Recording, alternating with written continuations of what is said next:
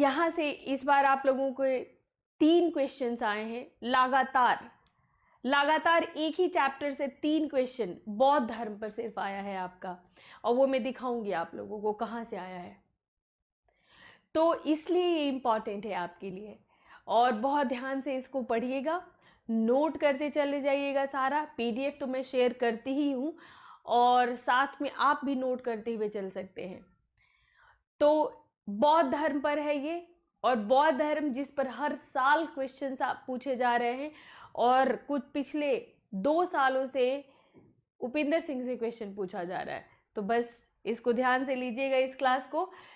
तो अनअकैडमी जो कि इंडिया का लार्जेस्ट प्लेटफॉर्म बन चुका है, और यहाँ पर आपकी पूरी की पूरी तैयारी कंप्लीट होती है।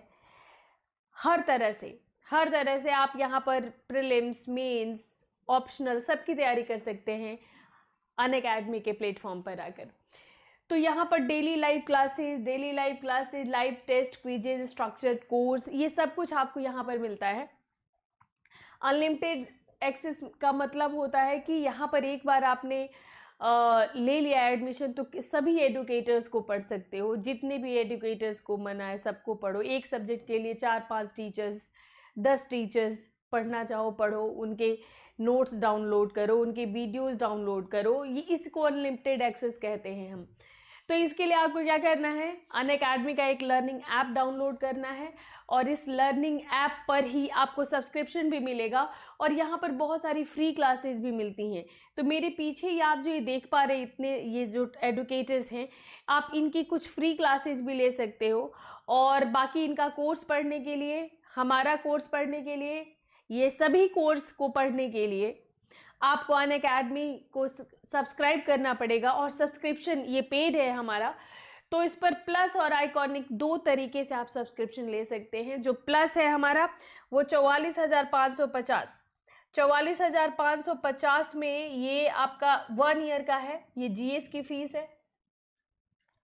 64,800 में 24 मंथ्स की फी है, ये मेरे इस कोड के साथ। तो मेरा कोड यूज करते हैं आप तो 12 महीने का, 1 साल का आपका 44,550 रुपये में हो जाएगा, और 64,800 में आपका 2 साल का हो जाएगा। और ये है प्लस सब्सक्रिप्शन, जिसमें आपको daily live classes, test series, unlimited practice मिलता है आपको। और आपको जो इसमें नहीं मिलता है वो एक कोच नहीं मिलता, एक पर्सनल गाइड नहीं मिलता जो आपको गाइड करता हुआ चलेगा, जहाँ जहाँ आप फंसेंगे, कैसे पढ़ना है, कितने घंटे पढ़ना है, आपका मेंस का क्वेश्चन आंसर किस तरह से लिखना है, ये सब वो नहीं चेक करेगा।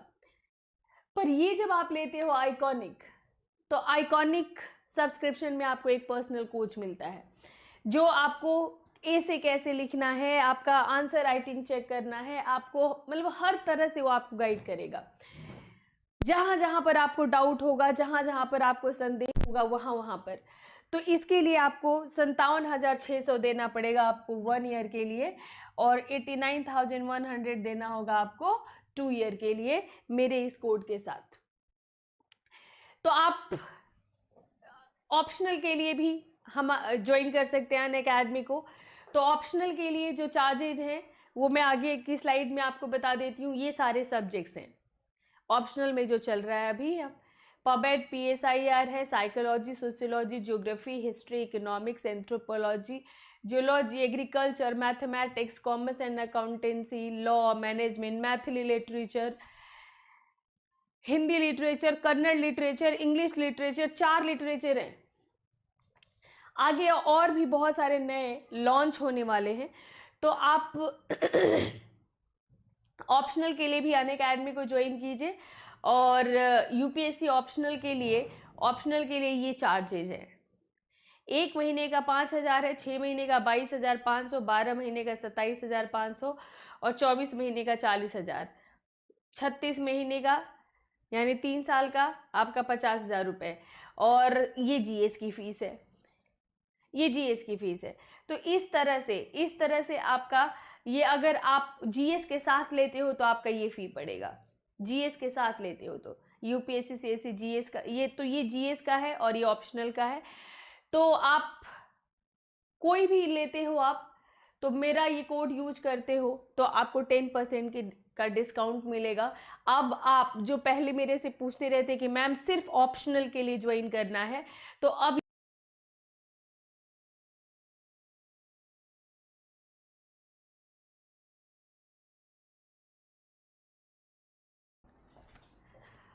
और अब आप ऑप्शनल के लिए भी अलग से ज्वाइन कर सकते हैं अनअकैडमी को। 1 सेकेंड।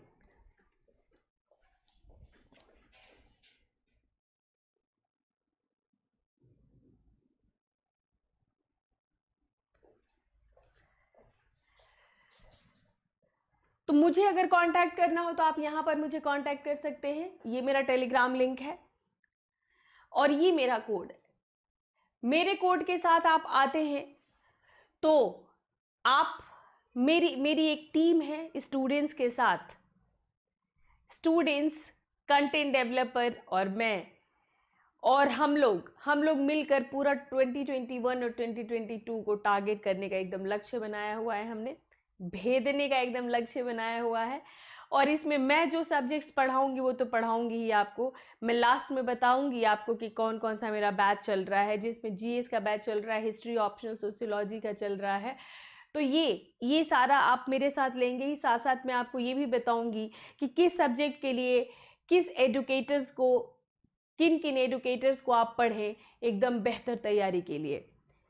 क्योंकि आप कहते हो ना कि आप अनअकैडमी पर आते हो तो आपको कन्फ्यूजन होता है, इतनी सारे एडुकेटर्स हैं, किनको पढ़ेंगे। तो वहाँ पर भी मैं आपको गाइड करूँगी। वहाँ पर भी हर विषय को कैसे पढ़ना है, इम्पॉर्टेंट सेक्शन क्या है, आंसर राइटिंग, सब में आपको हेल्प मिलेगा अगर आप ये मेरा कोड यूज करते हैं तो। और बहुत सारे लोग ज्वाइन कर चुके हैं और सबका एक ग्रुप है मेरा, और उस ग्रुप में हम लोग डायरेक्ट एक दूसरे से जुड़े हुए हैं, डाउट्स पूछते रहते हैं, बातें होती रहती हैं, आंसर राइटिंग चेक होता रहता है, सब कुछ।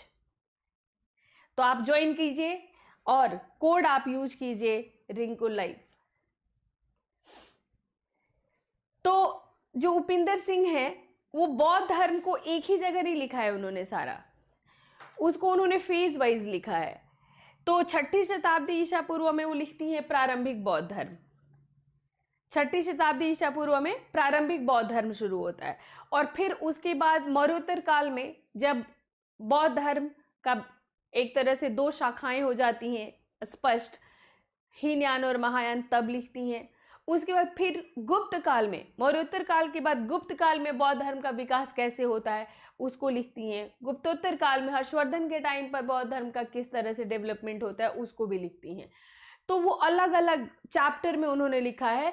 मैंने आपके लिए क्या किया है कि ये बौद्ध धर्म पर उन्होंने जितनी सारी चीजें लिखी हैं सबको एक ही जगह आपको सजा के दे रही हूँ। तो जितने लोगों के पास उपिंदर सिंह की किताब है आप उसमें क्रॉस चेक कर सकते हैं। मैंने बौद्ध धर्म से उपिंदर सिंह ने जितनी अलग अलग ये जो चैप्टर्स में लिखे हैं जो मैंने अभी बताया, उन सब को आपके लिए मैंने कंसोलिडेट एक जगह कर दिया है। और अब ये जो हम लोग पढ़ने जा रहे हैं ये इक्वली इम्पॉर्टेंट है। किसके लिए? ये आपके जीएस के लिए। जीएस में आपका प्रीलिम्स और मेंस, प्रीलिम्स और मेंस उसके लिए भी ये इम्पॉर्टेंट है, और बाकी जो ऑप्शनल वाले लोग हैं उनके लिए तो ये इम्पॉर्टेंट है ही। तो बिल्कुल ध्यान से आप लोग इस क्लास को लीजिएगा। तो शुरू में हम लोग बात करते हैं बुद्ध की जीवनी की। तो पाली धर्म सूत्रों में बुद्ध को जो है 32 महापुरुषों के लक्षणों से युक्त एक असाधारण पुरुष के रूप में चित्रित किया गया है। तो इनका नाम तथागत भी दिया गया है, यानी जैसे आए थे वैसे ही रहे। तथागत, जैसे आए थे। तथागत का मीनिंग क्या होता है? अगर कभी आपको तथागत का मीनिंग पूछता है तो तथागत, उनका शुरुआती नाम पाली धर्म सूत्रों में तथागत मिलता है, और तथागत का मीनिंग होता है जैसे आए थे वैसे ही चले गए, और स्वयं को जीवन मृत्यु के चक्र से, पुनर्जन्म के चक्र से मुक्त करके गए। तो तथागत आप लोगों ने बहुत बार सुना होगा कि बुद्ध का एक नाम तथागत भी है, पर तथागत का अर्थ क्या है? तो जैसे आए थे वैसे ही चले गए, यानी जिस तरह से वो खाली हाथ आए थे खाली हाथ आए थे, बिल्कुल एक प्योर सोल के साथ आए थे। संसार में उन्होंने फिर अपने कर्म से कोई बंधन नहीं छोड़ा, कोई भी ऐसा कर्म नहीं किया जिसे संसार में उनका कोई अकाउंट छूट जाए। और जैसे खाली हाथ आए थे, खाली हाथ और एकदम निर्मल मन और निर्मल आत्मा के साथ चले गए तथागत। तो वो अपने सभी कर्मों का अंत करके जीवन और मृत्यु के चक्र से छुटकारा लेकर गए, यानी निर्वाण की प्राप्ति लेकर के गए। तो सिद्धार्थ नाम था इनका। इनका जो जन्म हुआ था वो उस समय इनका नाम सिद्धार्थ था। और आपको पता है कि शाक्य गणराज्य में इनका जन्म हुआ था। शाक्यों के मुखिया सुधोधन इनके पिता थे। ठीक है, सुधोधन इनके पिता थे, सुधोधन के पुत्र थे ये। और कपिलवस्तु के राजा थे सुधोधन। माता का नाम माया था। लुम्बिनी के एक उपवन में बुद्ध को उन्होंने जन्म दिया था। और बौद्ध मान्यता ये कहता है कि महापुरुषों की दो श्रेणियां हो सकती हैं, जो संसार पर विजय पाता है और जो परित्याग करता है। तो बुद्ध के धार्मिक जीवन में ऐसा वर्णन है कि 29 वर्ष की उम्र के जब वो थे, तो जब वो 29 वर्ष की उम्र के थे तो उन्होंने गृह त्याग कर दिया था। अभी थोड़ा फास्ट चलूंगी मैं, क्योंकि आप उनके बारे में ये सब कहानी जानते हो। तो ये सब मैंने चर्चा इसलिए यहाँ पर कर दिया कि आप लोगों में से बहुत सारे न्यू स्टूडेंट भी होंगे, बहुत सारे ऐसे न्यू स्टूडेंट होंगे जिन्होंने अभी बौद्ध धर्म या तो नहीं पढ़ा होगा या फिर पहली बार मेरे साथ पढ़ रहे होंगे। तो इसलिए तो बुद्ध ने 29 साल की उम्र में गृह त्याग कर दिया था। उन्होंने 4 ऐसी घटनाएं देखी थी, 4 घटनाएं ऐसी देखी जिनसे उनका जीवन से मोह छूट गया। तो सबसे पहले उन्होंने एक बीमार व्यक्ति को देखा, एक वृद्ध व्यक्ति को, बीमार व्यक्ति देखा, वृद्ध व्यक्ति देखा और एक मृत व्यक्ति देखा। तो इनमें जो है इनमें मतलब उन्होंने जब बीमार देखा, वृद्ध देखा और फिर मृत व्यक्ति को देखा, तो जो मृत व्यक्ति है मतलब इन सबको देखकर उनके जीवन मतलब उनको ये एहसास हुआ कि यहाँ पर सब कुछ क्षणभंगुर है, जो यहाँ पर है उसका खत्म होना अवश्यम भावी है। जो भी है यहाँ पर, ठीक है, जो यहाँ पर है उसका खत्म होना अवश्यम भावी है। तो उन्होंने फिर चौथे दृश्य में मनुष्य जीवन के तीनों अवश्यम भावी परिघटनाओं का समाधान नजर आया। तो चौथा दृश्य क्या था? उन्होंने एक सन्यासी को देखा था। तो वो अपने घर और परिवार का परित्याग कर दिया और 6 वर्षों तक सत्य की खोज में वो भटकते रहे, मतलब भटकना शुरू किया। तो इस क्रम में उनकी सबसे पहली मुलाकात जो हुई थी वो मतलब अलार कलाम, कई किताबों में आप देखते हो कि उनका नाम अलार कलाम आता है, लेकिन सिद्धार्थ उनकी उपदेशों से कहते हैं कि संतुष्ट नहीं हो सके शुरुआती में। तो उनके उपदेश से जब उनके साथ वहां पर 5 ब्राह्मण और थे, मतलब 5 योगी कह लीजिए, ब्राह्मण मत कहिए, 5 योगी कह लीजिए। तो 5 योगी और थे। तो उनके उन सहमार्गियों के साथ उन्होंने घोर तप और तप साधना ये सब आरंभ किया, लेकिन फिर वो शायद उनका भंग हो गया था वो। तो फिर कहते हैं कि सुजाता नामक एक ब्राह्मणी, सुजाता ये जो युवती है सुजाता, इसको लोग कहते हैं कि ये ब्राह्मणी युवती थे। तो सुजाता नाम की युवती ने उन्हें खीर खाने को दी और खीर खाने के बाद थोड़ा स्वस्थ फील होने के बाद वो दोबारा, पहले तो तप साधना उन्होंने 5 सहयोगियों के साथ किया, कहते हैं कि उससे उनको कोई ज्ञान की प्राप्ति नहीं हुई, कोई जैसे विशेष उनको फायदा नहीं हुआ।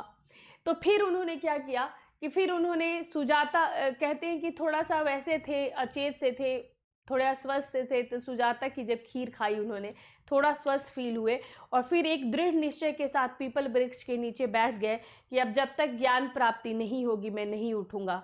और वही बुद्ध तब तक वहां पर बैठे रहे जब तक उनको ज्ञान की प्राप्ति नहीं हुई। और इसी में कहते हैं 35 साल की अवस्था में सिद्धार्थ को अंततः ज्ञान की प्राप्ति हुई और ज्ञान की प्राप्ति से ही उनको बुद्ध की संज्ञा मिली, ज्ञान की प्राप्ति से ही।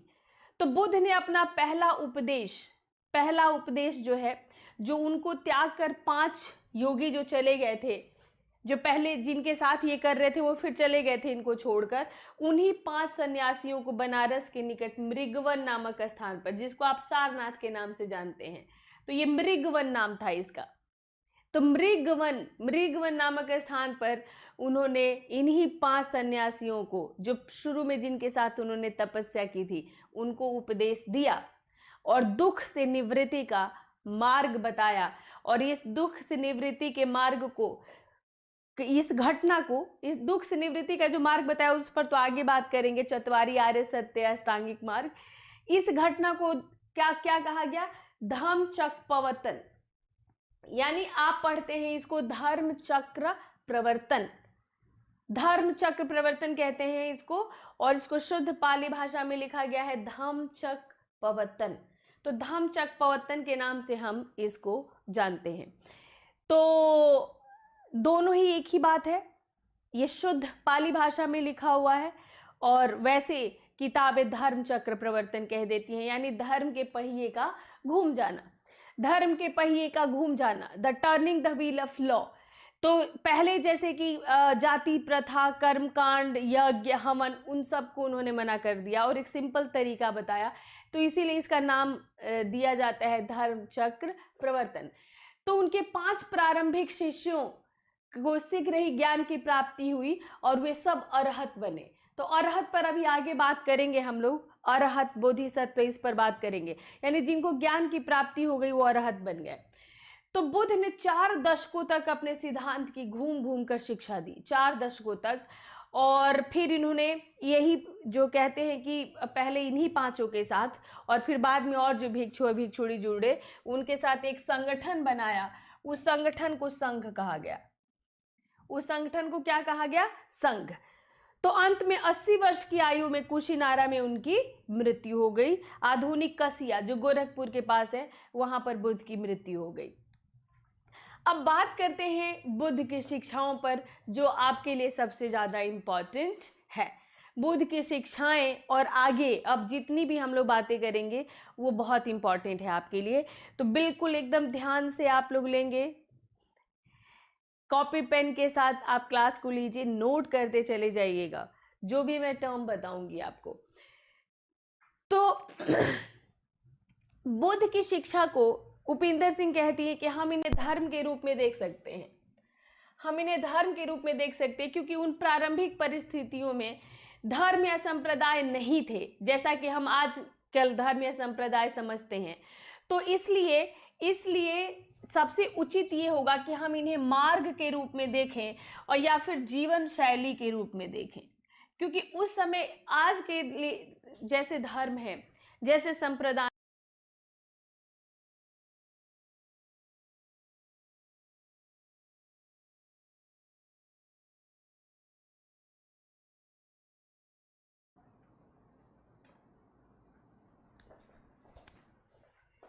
तो आजकल मेरा जो कैमरा है वो थोड़ा मच्छर वाली फील दे रहा है। मच्छर यानी दूरदर्शन, दूरदर्शन पे पहले ऐसा ही होता था, अपना बचपन याद करिएगा। तो जल्दी ही इसको शॉर्ट आउट करेंगे और तब तक आप लोगों का सहयोग अपेक्षित है।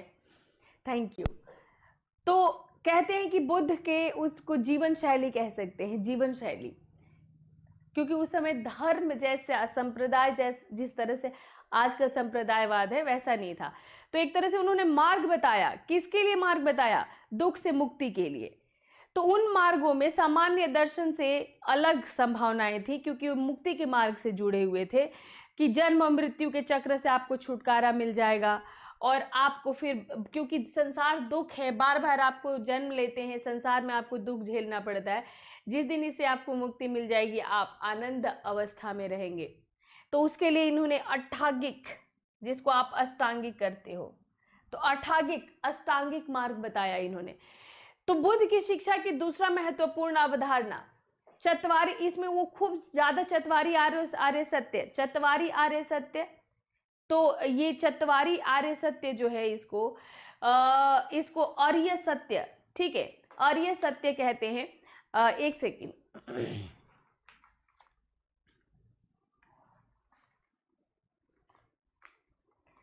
आप इसको जैसे इन्होंने यहाँ पर पहले ये बोला इन्होंने आर्य आर्य आर्य सचानी, तो पहला इनका हो जाता है आर्य सचानी। तो ये आर्य सचानी क्या है? मैंने यहाँ पर मेंशन नहीं किया क्योंकि आप जानते हैं। तो आर्य सचानी, इसी को कहीं कहीं चतवारी आर्य सत्य कहोगे या शुद्ध हिंदी में इसको कहते हैं आर्य सत्य। आर्य सत्य, 4 आर्य सत्य। संसार दुख है, संसार दुख है, दुख का कारण है, दुख का कारण इच्छाएं हैं, और इस दुख का उपाय है अष्टांगिक मार्ग।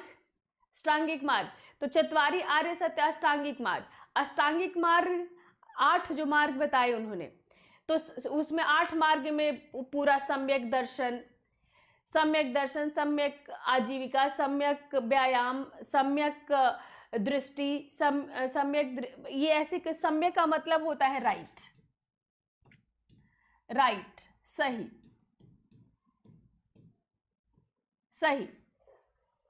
तो इसमें उन्होंने सब कुछ, सम्यक दृष्टि, सही देखो, सही देखो, सम्यक स्मृति, हमेशा दिमाग में सही बातें रखो, सम्यक दृष्टि, सम्यक स्मृति, सम्यक ध्यान, सम्यक ध्यान, सम्यक आजीविका, आपका आजीविका भी, जो आजीविका की जो जीने का, सर्वाइवल के लिए जो आप करते हो वो भी सही होना चाहिए। सम्यक व्यायाम, हमेशा सही आजीविका कमाने के लिए हमेशा सही राइट प्रैक्टिस करो, सम्यक व्यायाम।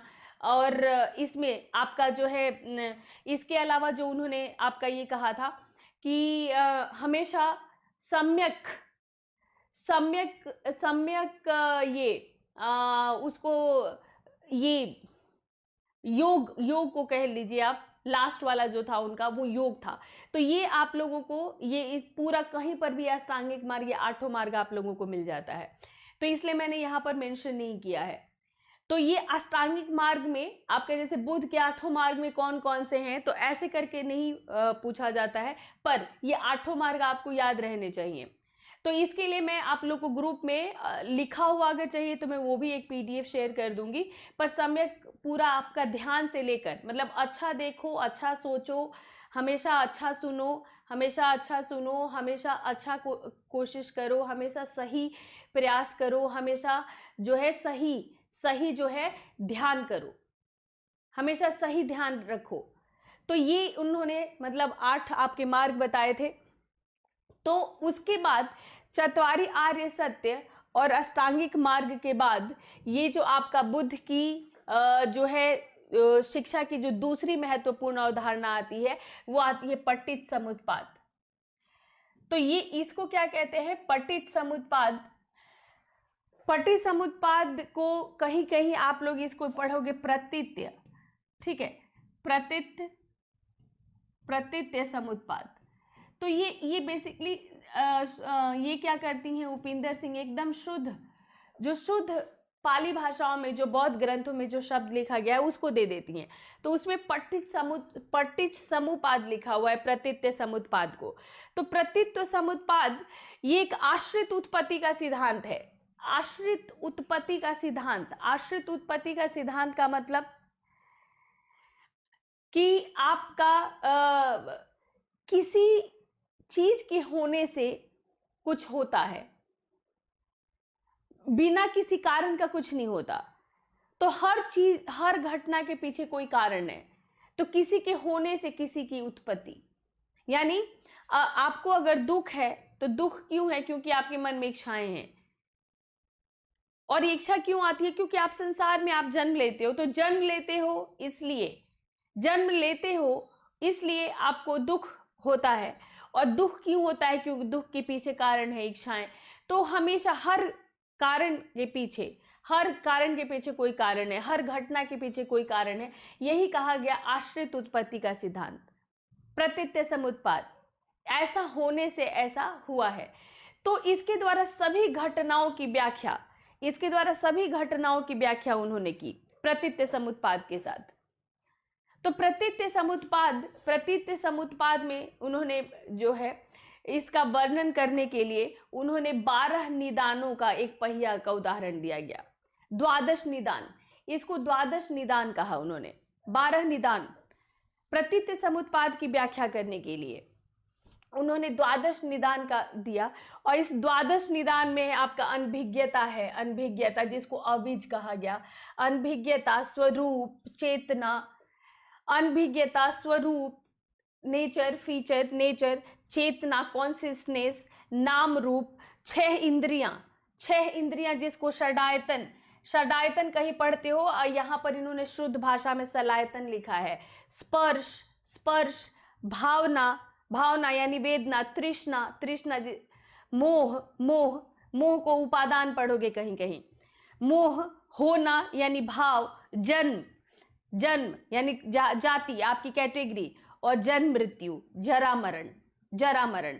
तो ये मेन आपका जो ब्रैकेट में है, ये द्वादश निदान में ये जो ब्रैकेट में है वो शब्द उन्होंने दिया जो आपकी ग्रंथों में लिखा हुआ है, और उसका मीनिंग मैंने हिंदी में उन्होंने भी उपिंदर सिंह से ही लिया है, उन्होंने मीनिंग भी ऐसे लिखा हुआ है, तो आप इसको याद कर सकते हैं। अभी तक द्वादश निदान की चर्चा आती है, पर द्वादश निदान में क्या क्या है ये नहीं पूछा गया है, पर पूछा जा सकता है, पूछा जा सकता है, ठीक है। तो आपका जैसे सम्यक ध्यान, सम्यक कर्म, ये पूरा जैसे ये 8 याद होना चाहिए, उसी तरह से ये आपका द्वादश निदान में जैसे आपका अबीज है, अबीज, संखार, विज्ञान, सलायतन, फस, ये सब इनका शुद्ध है, पर इसका मीनिंग आप याद रख सकते हैं कि अनभिज्ञता, स्वरूप, चेतना, नाम रूप, इंद्रियां, 6 इंद्रियां, स्पर्श, भावना, तृष्णा, मोह, जन्म मरण, जरा मरण, जन्म और जरा मरण। जरा मरण जो कहते हैं जन्म मृत्यु को, जैसे बीमार हुए, जरा मरण, जरा का मतलब होता है दुख, तकलीफ, शारीरिक दुख और तकलीफ, बीमारियां, और उससे जो आपकी मृत्यु होती है, तो ये इसको जरा मरण कहा गया। तो आप इसको 2-3 बार आप रिवाइज करेंगे तो ये भी आप याद कर सकते हैं। तो प्रतीत्य समुत्पाद, किसी यहाँ पर जो भी हो रहा है वो उसके पीछे पहले से कोई कारण है इसलिए हो रहा है, तो किसी के होने से, यानी आपका यहाँ पे जन्म होने से ही आपको दुख हो रहा है, तो प्रतीत्य समुत्पाद का मतलब होता है किसी के होने से, किसी चीज के होने से ऐसा हुआ है, तो उसके लिए इन्होंने द्वादश निदान दिया, द्वादश निदान, 12 निदान दिया। और अगर आप इसको कंट्रोल कर लेते हैं, इस पर चलते हैं, इसको आप नियंत्रित कर लेते हैं, तो आपको निर्वाण की अनुभूति होती है। तो बुद्ध को भी निर्वाण की अनुभूति हुई, उनके शिष्यों को भी निर्वाण की अनुभूति हुई। तो ये निर्वाण शब्द क्या है, एक ये भी आपके लिए आता है कि निर्वाण शब्द है क्या। तो निर्वाण शब्द का जो शाब्दिक अर्थ होता है वो होता है उन्मूलन करना, उन्मूलन करना या समूल नष्ट हो जाना।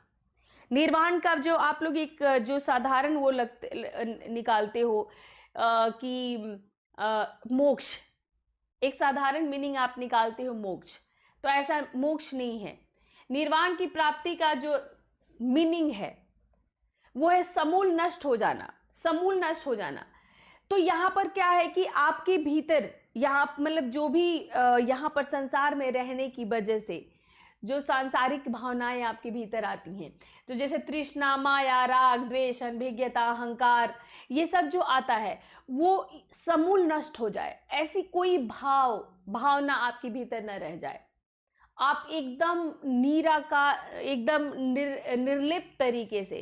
निर्लिप्त तरीके से आप संसार में रहे, पर एकदम निर्लिप्त, किसी सुख दुख आलोचना का आपके ऊपर कोई असर नहीं हो रहा है, तो आपके भीतर ऐसी कोई भावना नहीं आएगी।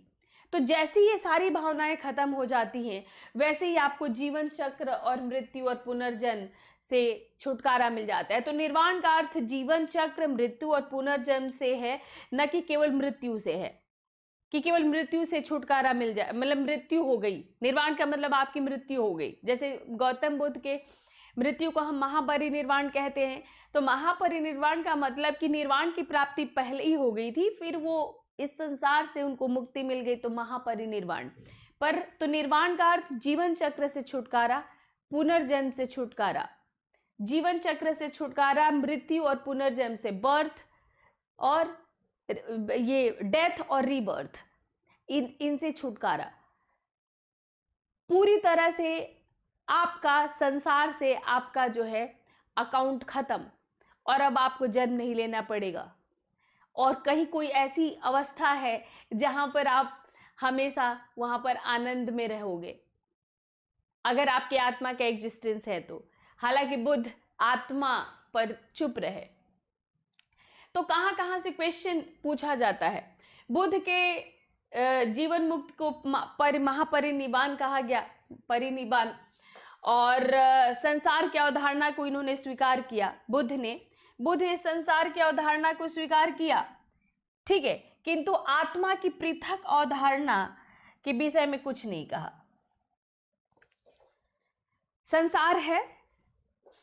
संसार है, हालांकि यहां पर सब कुछ क्षणभंगुर है, और संसार से अलग कोई आत्मा होती है, इसके विषय में उन्होंने कुछ नहीं कहा, कुछ बोला ही नहीं।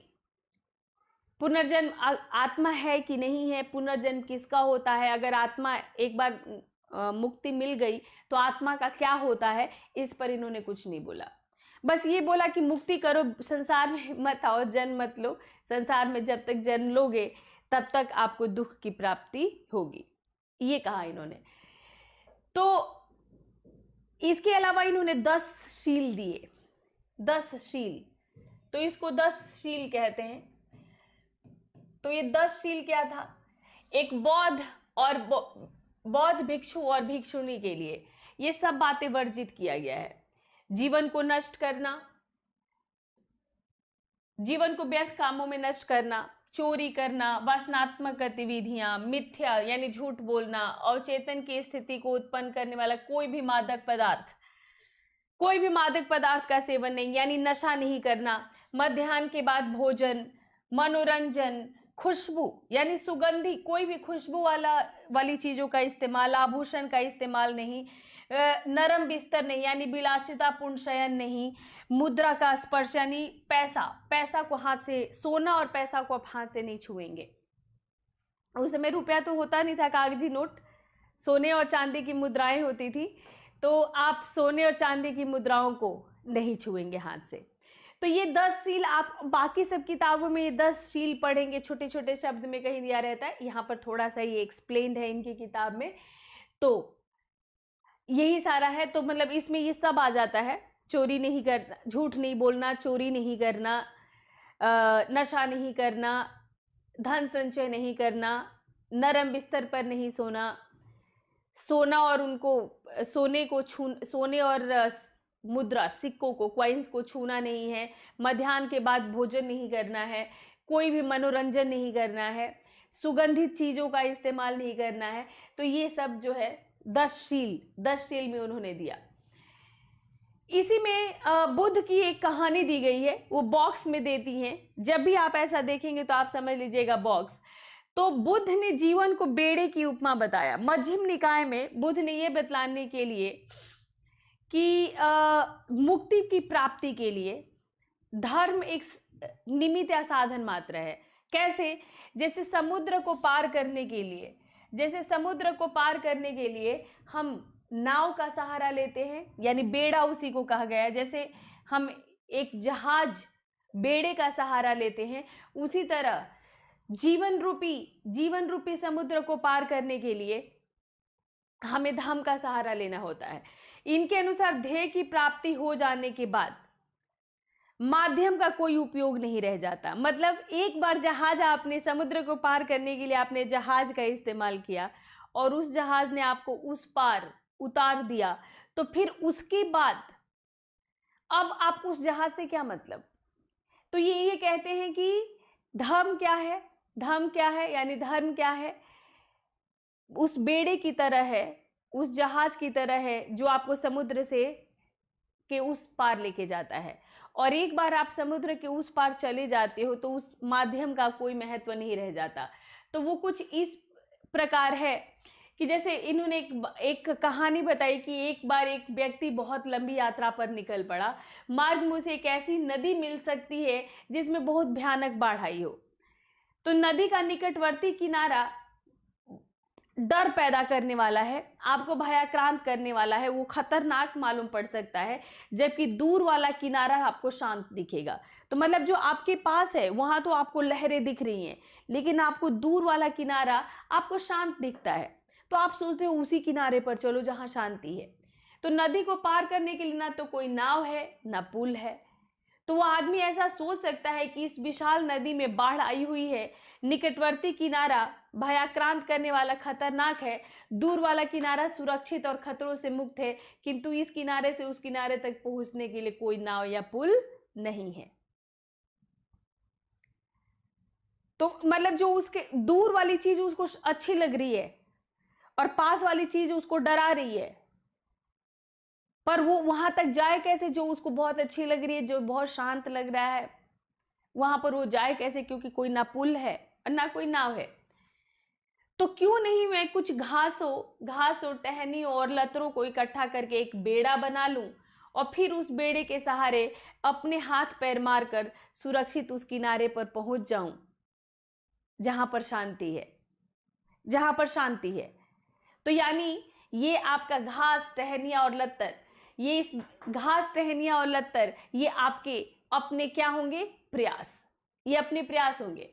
और इस बेड़े के सहारे हाथ पैर मारकर मैं नदी को मैंने पार किया और सुरक्षित किनारे पर पहुंच सका। तो मैं इस बेड़े को इस किनारे पर छोड़ सकता हूं या उसको पानी में डुबाकर आगे की यात्रा कर सकता हूं, जैसा मैं चाहूं। तो जो व्यक्ति उस बेड़े के साथ ऐसा करेगा वही करना उचित होगा। इसलिए हे भिक्षुओं, मैं उस बेड़े के समान हूं और मैंने तुम्हें उसे पार उतरने के लिए धर्म की शिक्षा दी है। समझ गए ना ये कहानी आप? तो इस कहानी का मतलब ये है कि ये जो आपका संसार है, जो संसार है, संसार में जो कष्ट है, जो दुख है, वो एक बाढ़ की तरह, बाढ़ है, लहरें हैं, वो भय आपको डरा रहा है, वो आपको डरा रहा है। और उस तरफ बहुत शांति है, उस पार बहुत शांति है। पर वो जो शांति है उस पार, इस संसार के पार, वहां तक कैसे पहुंचोगे? क्योंकि कोई पुल नहीं है, कोई नाव नहीं है। और समुद्र को पार करने के लिए आपको नाव या बेड़ा चाहिए। आप तैर कर भी पार कर सकते हो, पर तैर कर पार करने के लिए आप कहीं डूब न जाओ, तो एक बेड़ा रहेगा तो बेहतर रहेगा। तो आप क्या करो? एक अपने लिए एक मार्ग बनाओ, एक बेड़ा बनाओ, अपने प्रयासों से अपने लिए एक बेड़ा बनाओ। और बुद्ध ने यहाँ अपने को बेड़ा कहा है कि अगर तुम मेरे कहे हुए मार्ग का अनुसरण करते हो तो तुम उस पार जा सकते हो। उस पार जाने के बाद उस बेड़े को या तो डुबा दो, क्योंकि अब तुम्हें शांति मिल गई, तो उस बेड़े को आग लगा दो या डुबा दो। आप मतलब आप जैसा करो, आगे की यात्रा करना चाहो तो करो, या फिर उस बेड़े को डुबा दो, आप शांति वाले में पहुंच गए। तो धर्म वही है, ठीक है। मतलब आपको उस बेड़े का उपयोग ढोने के लिए अब नहीं करना चाहिए और कर्म को ढोने के लिए नहीं करना चाहिए। तो जो एक बेड़े की उपमा को ठीक तरह से समझ सकता है, धर्म के साथ भी नहीं जुड़ा रहेगा, फिर अधर्म के व्यवहार के साथ तो बिल्कुल ही जुड़ा नहीं रहेगा। मतलब जो एक बार बेड़े की उपमा को समझ गया वो अपने जीवन को पार लगा लेगा। ये उन्होंने कहा, ये एक कहानी थी। तो अब आपका जो है यहां से एक और क्वेश्चन आया है आपका, जहां जहां से क्वेश्चन आया है मैं आपको दिखाऊंगी। बौद्ध संघ और सामान्य उपासक। तो इस बार आपको ये पूछा गया था कि उपासक कौन कहे गए। ऐसा क्वेश्चन नहीं था उपासक कौन कहे गए, मैच करना था आपको। उपासक पुजारी था, ये था, वो था, ऐसे क्वेश्चन था अभी 2020 में। 2020 में क्वेश्चन था ना, तो उसमें एक उपासक का था कि उपासक सबसे बड़ा पुजारी था, ये था, वो था। तो ये जो गृहस्थ जीवन में रहकर बौद्ध धर्म को अपनाते थे वो उपासक थे। तो बौद्ध संघ और सामान्य उपासक जो गृह त्याग नहीं करते थे। तो बुद्ध के जीवन काल में ही बौद्ध संघ की स्थापना हो गई थी। बौद्ध संघ की स्थापना का मतलब यह था कि यति धर्म को मानने वाले बड़ी संख्या के लोगों के बीच बौद्ध धर्म की एक पहचान बन सके। यति धर्म यानी पहले से जो धर्म को मानते हुए चले आए थे, ब्राह्मणीय धर्म को। तो इसमें आपका संघ की स्थापना हुई और संघ की स्थापना बौद्ध धर्म को एक अलग से वो पहचान देने के लिए बुद्ध ने कहा कि गृह त्याग जरूरी है, गृह त्याग जरूरी है। गृह त्याग से ही आपको मुक्ति मिलेगा और आपको गृह त्याग करते हो तो आपको संघ में आकर रहो। तो ये उसके लिए उन्होंने संघ बनाया, जो एक अलग बौद्ध धर्म को उसने पहचान दिया। तो बौद्ध धर्म में अपनाने के बाद गृह त्याग करके और जब संघ में रहने आते थे तो संघ में रहने के लिए कुछ नियम और कानून बनाए गए थे जो विनय पिटक में दिया गया है। तो विनय पिटक के दो मुख्य भाग हैं, ये भी आपके लिए यहां से भी आपका प्रश्न आ सकता है। तो विनय पिटक के दो मुख्य भाग हैं, सूत विभंग और खंडक। सूत विभंग और खंडक। तो इसके अतिरिक्त परिवार संज्ञा वाली एक परिवार संज्ञा नाम की एक इसकी एक और इसका पार्ट है जिसको हम अनुक्रमणिका कहते हैं। ठीक है, तो एक ये जो है परिवार संज्ञा नाम का एक इसके ऊपर वो है। तो सूत विभंग में, ठीक है, सूत विभंग में प्रतिमोक्ष की सूची दी गई है जिनमें 227 बौद्ध भिक्षुओं के लिए और 311 बौद्ध भिक्षुड़ियों के लिए, 227 बौद्ध भिक्षुओं के लिए और 311 बौद्ध भिक्षुड़ियों के लिए अलग अलग संघ के नियम इसमें दिए गए हैं। अलग अलग संघीय नियमों का संकलन किया गया है। तो इसमें भिक्षुड़ियों के लिए अलग नियम था। विनय पिटक त्रिपिटकों में से सूत पिटक, विनय पिटक, अभिधम पिटक।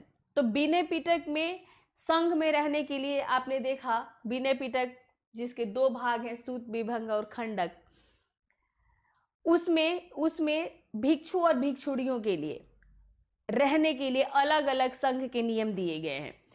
तो जब कोई भिक्षु अपने घर का परित्याग कर किसी बौद्ध आचार्य के अधीन परिव्राजक जीवन प्रारंभ करता था, ये भी आपको पूछा हुआ था, परिव्राजक भी ऐसे तीन था, परिव्राजक, श्रमण और उपासक पूछा हुआ था।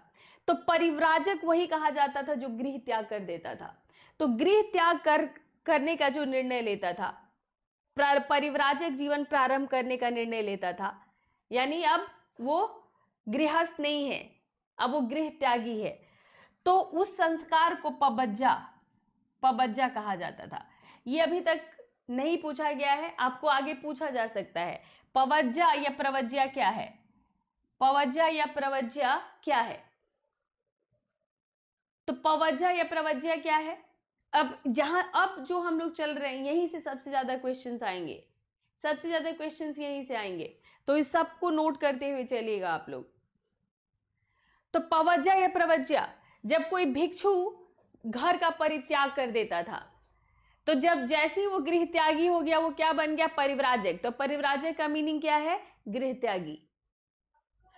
और जब वो संघ में शामिल होता था, अब गृह त्यागी का जीवन प्रारंभ करने से पहले, वो भिक्षु का जीवन प्रारंभ करने से पहले एक संस्कार होता था, और उस संस्कार को क्या कहते थे? प्रवज्या।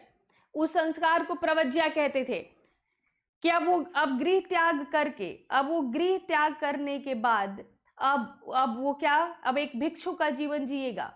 तो अब भिक्षु का जीवन जीने के पहले अब उसका एक संस्कार किया गया, और उस संस्कार को कहा गया प्रवज्या कहा गया।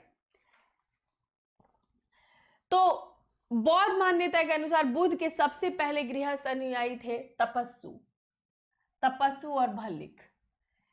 ये दो व्यवसायी थे, ठीक है, दो व्यवसायी थे, और बाद में इनके अनुयायियों की संख्या बढ़ती चली गई।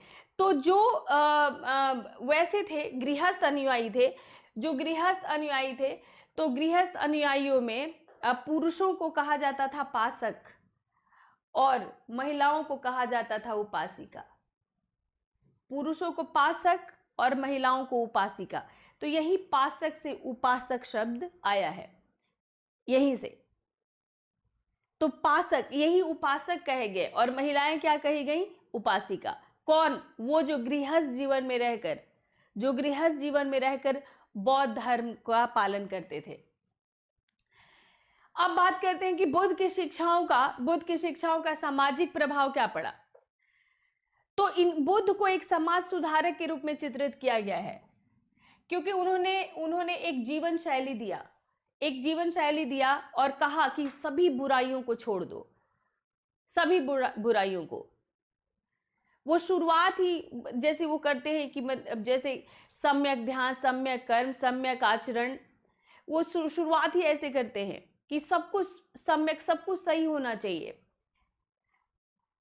तो इसमें इनको कहा गया कि ये समाज सुधारक थे। जाति प्रथा से लेकर हर चीज, किसी भी चीज को इन्होंने नहीं माना।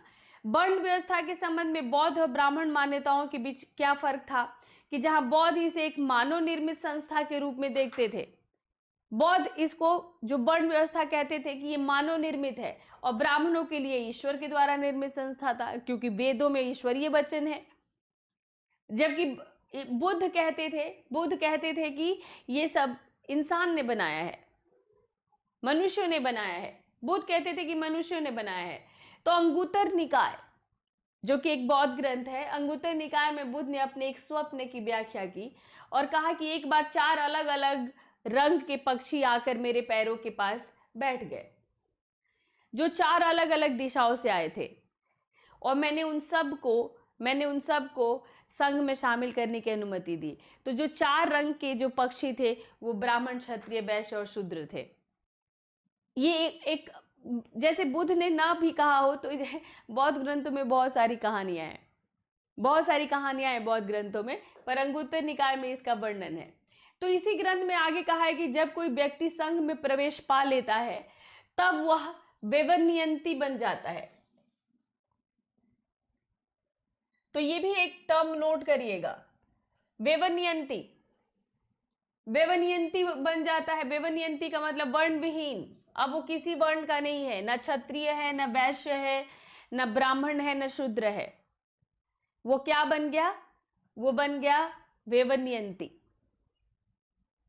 वो वेवनियंती बन गया।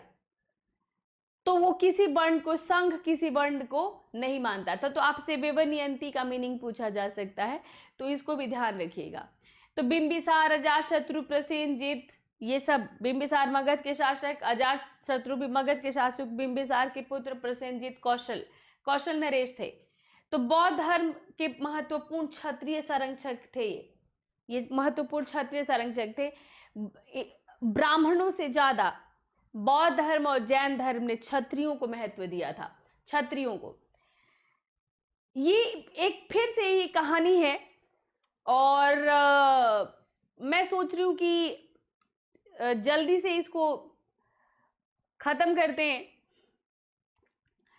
ये अंबट सूत नाम की एक कहानी है और इसमें यह है कि 500 बौद्ध भिक्षुओं के साथ कौशल देश की यात्रा पर निकलते थे। तो उस गांव में एक पोखर सादी नामक एक ब्राह्मण रहता था, उसको ब्रह्मदेव भूमि अनुदान में दी गई थी। तो उसने अपने शिष्य अंबट से कहा, उस ब्राह्मण ने, कि जाके पता लगाओ कि बुद्ध में कितने महान व्यक्ति वाले 32 शारीरिक लक्षण हैं कि नहीं हैं। तो वो आके अंबट सूत बुद्ध को भला बुरा कहने लग गया, कहा कि शाक्य नीच होते हैं, ये होते हैं, वो होते हैं। तो बुद्ध ने बुद्ध शाक्य थे और वो जो था कन्हायन गोत्र का। तो कन्हायन गोत्र और शाक्य गोत्र का कैसे जन्म हुआ वो कहानी बुद्ध ने सुनाई थी। तो ये कहानी अच्छी है, इसको आप लोग पढ़ लेना। अब बात करते हैं बौद्ध धर्म और नारी की। यहां से आपका मुख्य परीक्षा का क्वेश्चन आएगा। अभी तक जो मैंने बताया वो प्रीलिम्स का था, हालांकि बुद्ध की शिक्षाओं पर भी मुख्य परीक्षा का प्रश्न आ सकता है। तो ये हमेशा, जैसे बौद्ध धर्म ने नारियों को क्या स्थान दिया, तो उपिंदर सिंह कहती हैं कि बौद्ध धर्म ने भी नारियों को वो समानता नहीं दी, वो इक्वालिटी वाला पोजीशन, वो समान स्थान नहीं दिया जो कि देना चाहिए, उपिंदर सिंह कहती हैं। क्योंकि भिक्षुओं के नियम अलग थे, भिक्षुड़ियों के नियम अलग थे। अभी जैसे भारत जैसा नहीं है कि समान कार्य के लिए समान वेतन, समानता का अधिकार, सब लिंग वंश के आधार, हर किसी भी आधार पर विभेद नहीं होगा, ऐसा नहीं था। भिक्षुओं के लिए नियम अलग था, भिक्षुड़ियों के लिए नियम अलग था। एक तो बुद्ध पहले स्त्रियों को प्रवेश ही नहीं देना चाहते थे संघ में, आपने सुना है ये कहानी।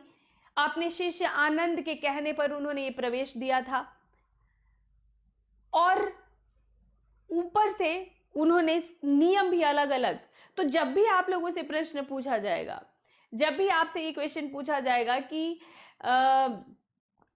बौद्ध धर्म में नारियों की क्या स्थिति थी, तो आप इसी अप्रोच के साथ लिखेंगे कि हालांकि बुद्ध ने संघ में नारियों को प्रवेश दिया था, जो थेरी कही गई, बाद में जाकर उनको निर्वाण की भी प्राप्ति हुई और वो थेरी कही गई, लेकिन संघ में बौद्ध भिक्षुड़ियों को भिक्षुओं के समान समान स्थिति नहीं दी गई थी, भिक्षुओं के समान उनको स्थान नहीं दिया गया था, स्थिति नहीं स्थान कहेंगे, एक समान स्थान नहीं दिया गया था।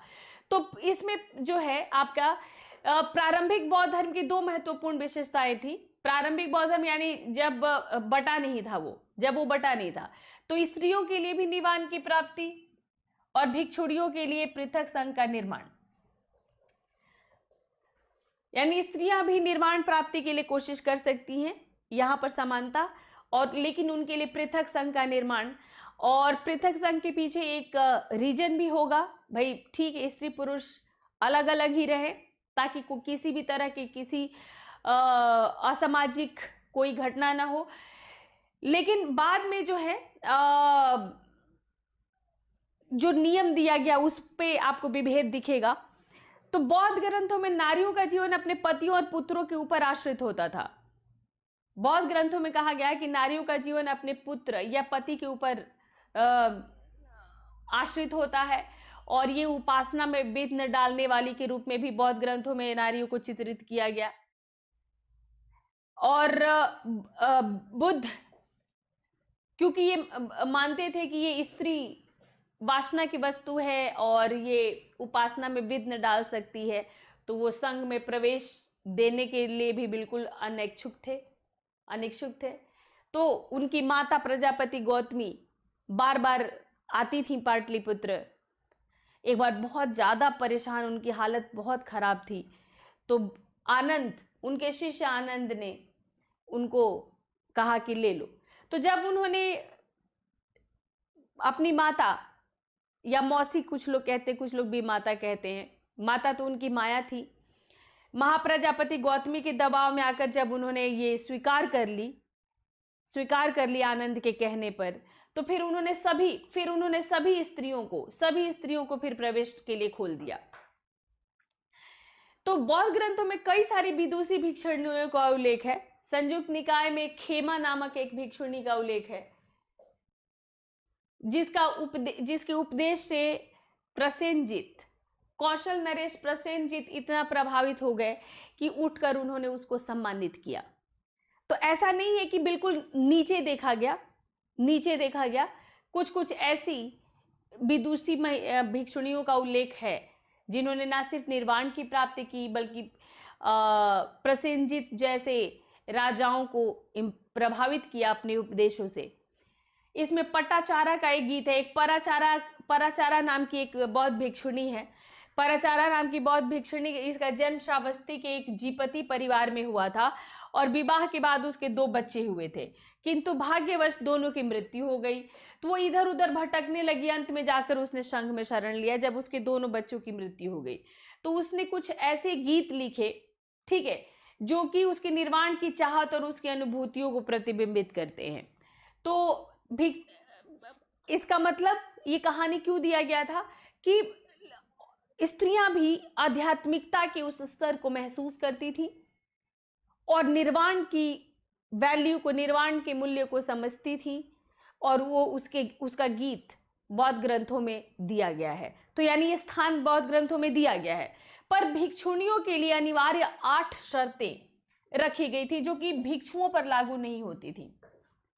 भिक्षुओं के लिए अनिवार्य 8 शर्तें, तो विनय पिटक में ही ये दिशा दिया गया है। तो इसमें जो है उनको अपने पूरे जीवन में इन 8 शर्तों का पालन करना था। पहला कि कोई भिक्षुणी चाहे कितनी भी सीनियर हो, चाहे वो पिछले 100 सालों से वो बौद्ध संघ में रह रही हो, लेकिन जब भी वो किसी भिक्षुक को देखेगी तो वो आदर के साथ अपना स्थान छोड़कर खड़ी हो जाएगी। मतलब किसी भिक्षुक को देखते ही भिक्षुणी ऐसे बैठी नहीं रह सकती है, उसको तुरंत ऐसे खड़ा होना पड़ेगा। और वो भिक्षु पुराना हो या नया, मतलब वो चाहे वो बौद्ध भिक्षु संघ में एक दिन पहले ही उसका जो है प्रवज्या संस्कार हुआ है, उस भिक्षु को देख के भी वो अपना स्थान छोड़कर उसको खड़ा होना पड़ेगा। ये भिक्षुक नहीं करते थे भिक्षुणी को देखकर, और ना ही भिक्षुओं पर ये था कि किसी भी भिक्षु को देख के तुम खड़े हो जाओगे। फिर ये एक भिक्षुणी के लिए क्यों?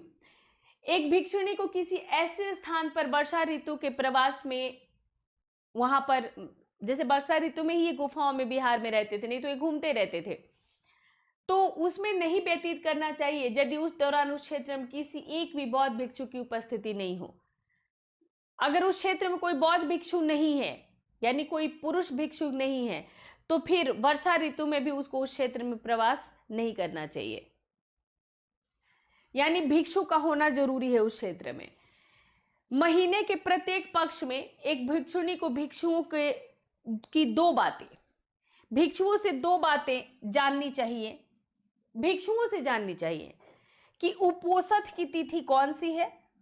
उपोषथ नोट करिएगा, उपोषथ क्या था।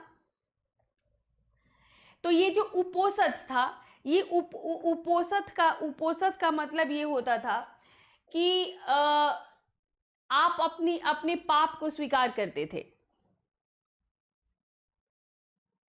अपने पाप को स्वीकार करते थे उपोषथ में। तो उपोषथ की तिथि कौन सी है और उसे बौद्ध भिक्षु से किस बौद्ध सिद्धांत का उपदेश लेना चाहिए।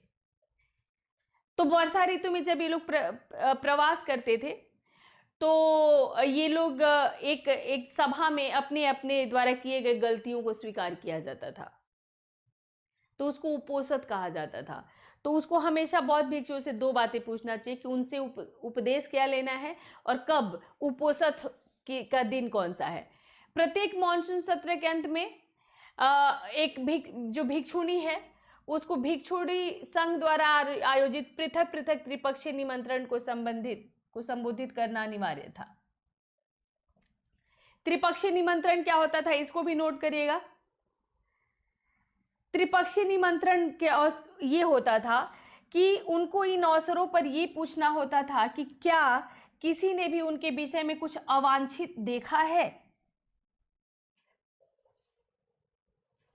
ठीक है। तो भिक्षु संघ और भिक्षुणी संघ अलग अलग आयोजित करते थे त्रिपक्षीय निमंत्रण।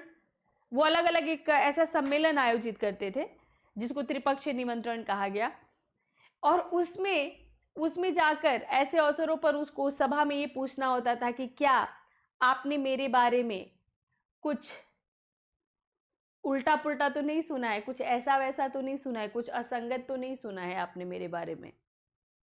उसको जाकर ये पूछना होता था। तो ये भी एक ऐसा नियम था जो भिक्षुओं के लिए नहीं था। ये भी, और अगर किसी भिक्षुणी ने अनुशासनहीनता दिखाई हो तो भिक्षु संघ के सामने भी और भिक्षुणी संघ के सामने भी, यानी दोनों संघों के समक्ष उसको मनता, ये भी नोट करिएगा, मनता क्या था, मनता अनुशासन से गुजरना अनिवार्य होता था। तो ये मनता क्या था, ये एक तरह से ये एक अस्थायी प्रशिक्षण काल था कि आपने अगर कोई अनुशासन भंग किया है तो अब आपको फिर से आपको प्रशिक्षण दिया जाएगा कि बौद्ध संघ में आपको कैसे रहना है। जैसे आपने देखा कि बौद्ध संघ में जब आप गृह त्यागी बन जाते थे, परिव्राजक किसको कहा गया, जिसने गृह त्याग कर दिया। परिव्राजक बनने के बाद आपको प्रवेश के लिए, संघ में प्रवेश के लिए आपको प्रवज्या संस्कार से गुजरना पड़ा। प्रवज्या संस्कार, और जैसी प्रवज्या संस्कार क्या था, संघ में प्रवेश करने का एक संस्कार था। और प्रवज्या संस्कार के बाद आपको कुछ दिन तक आपके व्यवहार को देखा जाता था कि आप संघ में रह पाएंगे या नहीं, संघ के अनुशासन के हिसाब से आप रह पा रहे हैं, अपने को अनुकूलित कर पा रहे हैं या नहीं। और अगर आप उस परीक्षा में पास हो जाते थे तो आपको मिल जाती थी स्थायी सदस्यता। आपको जैसे प्रवज्या संस्कार के बाद कुछ समय तक अंडर ऑब्जर्वेशन रखा जाता था और सिखाया भी जाता था कि आपको संघ में ऐसे रहना है, वैसे रहना है, तो वो एक तरह से प्रशिक्षण भी हो जाता था। तो अब जब आप उस पर खरे उतर जाते थे तो आपको अस्थायी सदस्यता मिल जाती थी।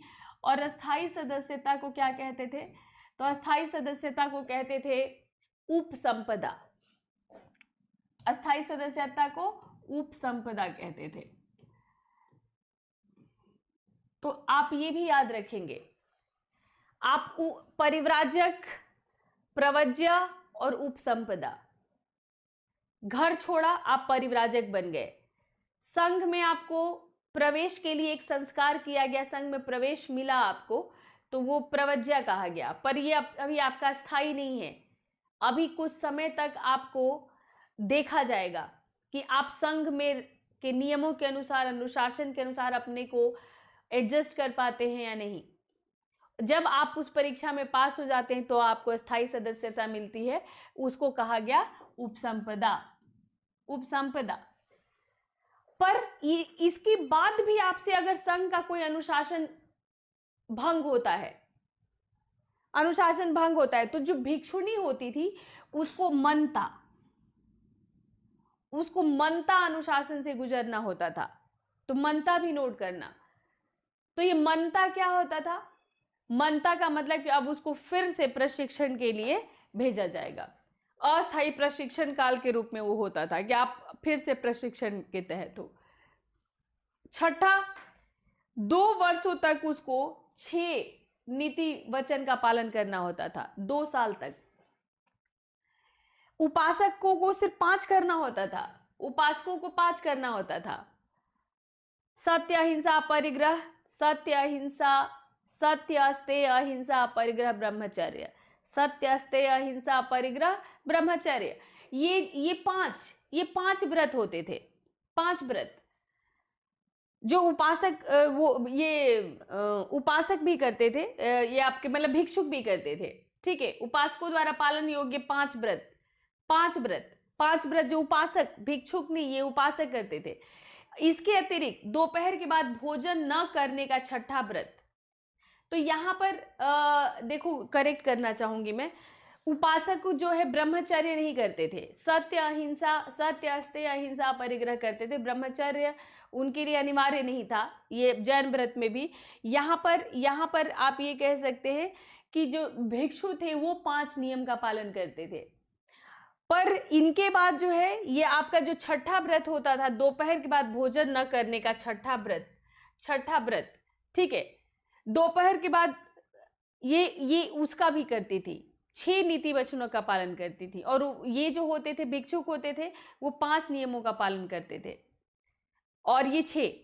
तो एक भिक्षु को किसी भी समय मतलब तब वो नियुक्ति किया जा सकता था यदि उसे 20 वर्ष की उम्र पार कर ली हो। जबकि इसको जो है एक जो भिक्षुणी होती थी वह तभी दोनों संघ के समक्ष अपने संघाभिषेक के लिए अनुमति मांग सकती थी जब उसने 2 वर्षों तक 6 नीति का पालन किया है। जबकि एक जो भिक्षुक होता था वो अगर 2 साल तक अगर उसने 6 नीतियों का पालन किया है, तभी जाकर के वो एक तरह से संघाभिषेक उसका होता था, जिसको हम उपसंपदा हमने कहा। और तो अगर वो मेल है, पुरुष है, तो उसने 20 वर्ष की उम्र पार कर ली है तो उसको मिल गया स्थायी। लेकिन अगर वो भिक्षुणी है तो उसको कम से कम 2 वर्ष तक ये देखना पड़ेगा। 7वां, किसी भी परिस्थिति में कोई भिक्षुणी किसी भिक्षु की निंदा नहीं कर सकती थी। किसी भिक्षु की निंदा भिक्षुणी नहीं कर सकती थी किसी भी परिस्थिति में। भिक्षु कर सकता था भिक्षुणी की, वही तो, तभी तो मनता से जाती थी, उसको पूछना होता था त्रिपक्षीय निमंत्रण के तहत कि आपने मेरे बारे में कुछ उल्टा तो नहीं सुना है। लेकिन भिक्षुणी किसी भिक्षु का निंदा नहीं कर सकती थी। और 8वां था कि एक भिक्षु कभी भी किसी भिक्षुणी को डांट सकता था या सलाह दे सकता था, जबकि भिक्षुणी किसी भिक्षु को ऐसा नहीं कर सकती थी। तो आप अब क्या कहेंगे कि संघ में भिक्षुणियों को भी समान स्थिति प्राप्त थी, एक समान मौका प्राप्त था, आप कहेंगे? आप नहीं कह पाएंगे ये। तो आपको जब भी लिखने के लिए मिलेगा तो आप कहेंगे कि हालांकि बौद्ध धर्म में संघ में स्त्रियों को भी प्रवेश की अनुमति मिली, लेकिन बुद्ध अनिच्छुक थे। बुद्ध स्त्रियों को बुराइयों का जड़ मानते थे, वासना की वस्तु मानते थे, जो उपासना में विघ्न डाल सकती थी, और उन्होंने अनिच्छा से ही प्रवेश दिया था। कुछ स्त्रियां बौद्ध भिक्षुणी बनने के बाद निर्वाण की भी प्राप्ति उन्होंने किया, जो थेरी कहलाई। और थेरी गाथा में ऐसे कई भिक्षुणियों की कहानियां, विदुषियों की चर्चा हमें मिलती है। लेकिन बौद्ध संघ में भिक्षु और भिक्षुणियों के लिए समान नियम नहीं थे। आप फिर भिक्षुणियों के नियम की चर्चा करेंगे कि 8 तरह के उनके लिए अलग नियम थे, और आप कहेंगे कि ये बिल्कुल ही एक असमान नियम था। इसको असमान नियम कह सकते हैं ना हम, तो ये बिल्कुल असमान नियम था एक तरह से। इसमें बुद्ध का एक और, इससे आपको आइडिया मिलेगा और इस प्रश्न को लिखने का। अंगुत्तर निकाय में एक कथा है कि बुद्ध एक बार जो है श्रावस्ती गए। श्रावस्ती के प्रसिद्ध गहपति अनाथ पिंडक के घर पर रुके हुए थे। तो जब वो अनाथ पिंडक के घर पर रुके हुए थे तो घर के भीतर बहुत शोर हो रहा था, और जो शोर मचाने वाली थी वो बहू थी सुजाता। वो अच्छे घर की थी। जो बहू सुजाता थी वो बहुत धनाढ़ परिवार की थी, तो थोड़ी नखरीली थी, थोड़ी उदंड थी, थोड़ी उच्छृंखल थी, क्योंकि बहुत पैसे वाले घर की थी। तो वो अपने पति का भी कहना नहीं मानती थी, ना ही अपने सास ससुर का कहना मानती थी, और किसी का भी कहना नहीं मानती थी। तो अनाथ पिंडक ने बुद्ध से कहा कि आप उसे समझाओ। तो बुद्ध ने सुजाता से कहा कि 7 प्रकार की पत्नियां होती हैं। 7 प्रकार की पत्नियां होती हैं। तो एक बधिक होती है, कातिल जैसी पत्नी, एक कातिल जैसी पत्नी होती है। एक चोर जैसी होती है। एक अय्याशम यानी उपली जैसी होती है। एक मातृसम, माँ जैसी, बहन जैसी, मित्र जैसी, और दासी जैसी। मतलब पत्नियों का ये रूप उन्होंने दिया। और जो पत्नियां अगर माँ जैसी नहीं है, बहन जैसी नहीं है, पत्नी जैसी नहीं है, गुलाम जैसी नहीं है, तो वो कातिल जैसी हो सकती है, चोर जैसी हो सकती है, ठीक है, अय्याश हो सकती है। तो उन्होंने यही 7 तरह की पत्नियों को बताकर यही कहा होगा कि तुमको दासी जैसी पत्नी होनी चाहिए, या फिर मित्र जैसी पत्नी हो। तो सबसे अच्छा तो मित्र जैसी पत्नी हो सकता है। तो ये अंगुत्तर निकाय में कहानी है। फिर से आपका एक इंपॉर्टेंट सेक्शन आ गया, बौद्ध धर्म में जो महायान का उदय हुआ। तो जैसा कि आप जानते हैं कि आज के डेट में सबसे ज्यादा जो प्रचलित है वो महायान धर्म है। सबसे ज्यादा प्रचलित महायान धर्म है। तो महायान धर्म से संबंधित बार बार प्रश्न आते हैं, इसकी शाखाओं से बार बार प्रश्न आते हैं, और इस बार यहां से 3 प्रश्न, वो तीनों प्रश्न मैं आपको दिखाऊंगी। तो आप लोग बिल्कुल बोर मत होइएगा, और एकदम कहानी बीच बीच में मैंने इसलिए रखा है, ताकि आप कनेक्ट करते हुए चलें। बस यही एकमात्र उद्देश्य है, क्योंकि आपकी किताब उपिंदर सिंह में भी ये बीच बीच में बॉक्स में दिया हुआ है। अब यहां से कई बार क्वेश्चन पूछा गया है आपका। तो देखो, जो महायान बौद्ध धर्म है 200 बीसी से लेकर ठीक है 300 शताब्दी के बीच, 300वीं शताब्दी के बीच भारतीय बौद्ध धर्म के इतिहास में महायान संप्रदाय का ही बोलबाला रहा। यानी महायान संप्रदाय के उदय से ही जुड़ा है 200 बीसी से लेकर 300वीं शताब्दी तक। यानी 200 बीसी यानी 200 ईसा पूर्व से लेकर अभी का वर्तमान का 300वीं शताब्दी के बीच तक भारतीय बौद्ध धर्म का उदय का इतिहास है पूरा। और इसमें ये भी ये कहती हैं कि ये महायान और हीनयान, इन दोनों अवधारणाओं का प्रचलन महायानियों ने ही किया होगा।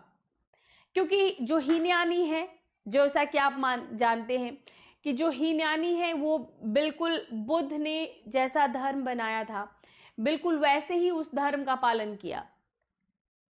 तो वो अपने लिए तो नाम देंगे नहीं, वो कोई, ना ही उन्होंने कोई कंप्रोमाइज किया, तो अपने लिए कोई नाम क्यों देंगे? तो उनको भी नाम दिया होगा महायानियों ने ही। तो जैसा कि मैंने आपको एक और सेशन में बताया था कि हीनयान का मतलब होता है बिना यान का, यानी बिना सुविधा का, और महायान का मतलब होता है यान के साथ, सुविधा के साथ।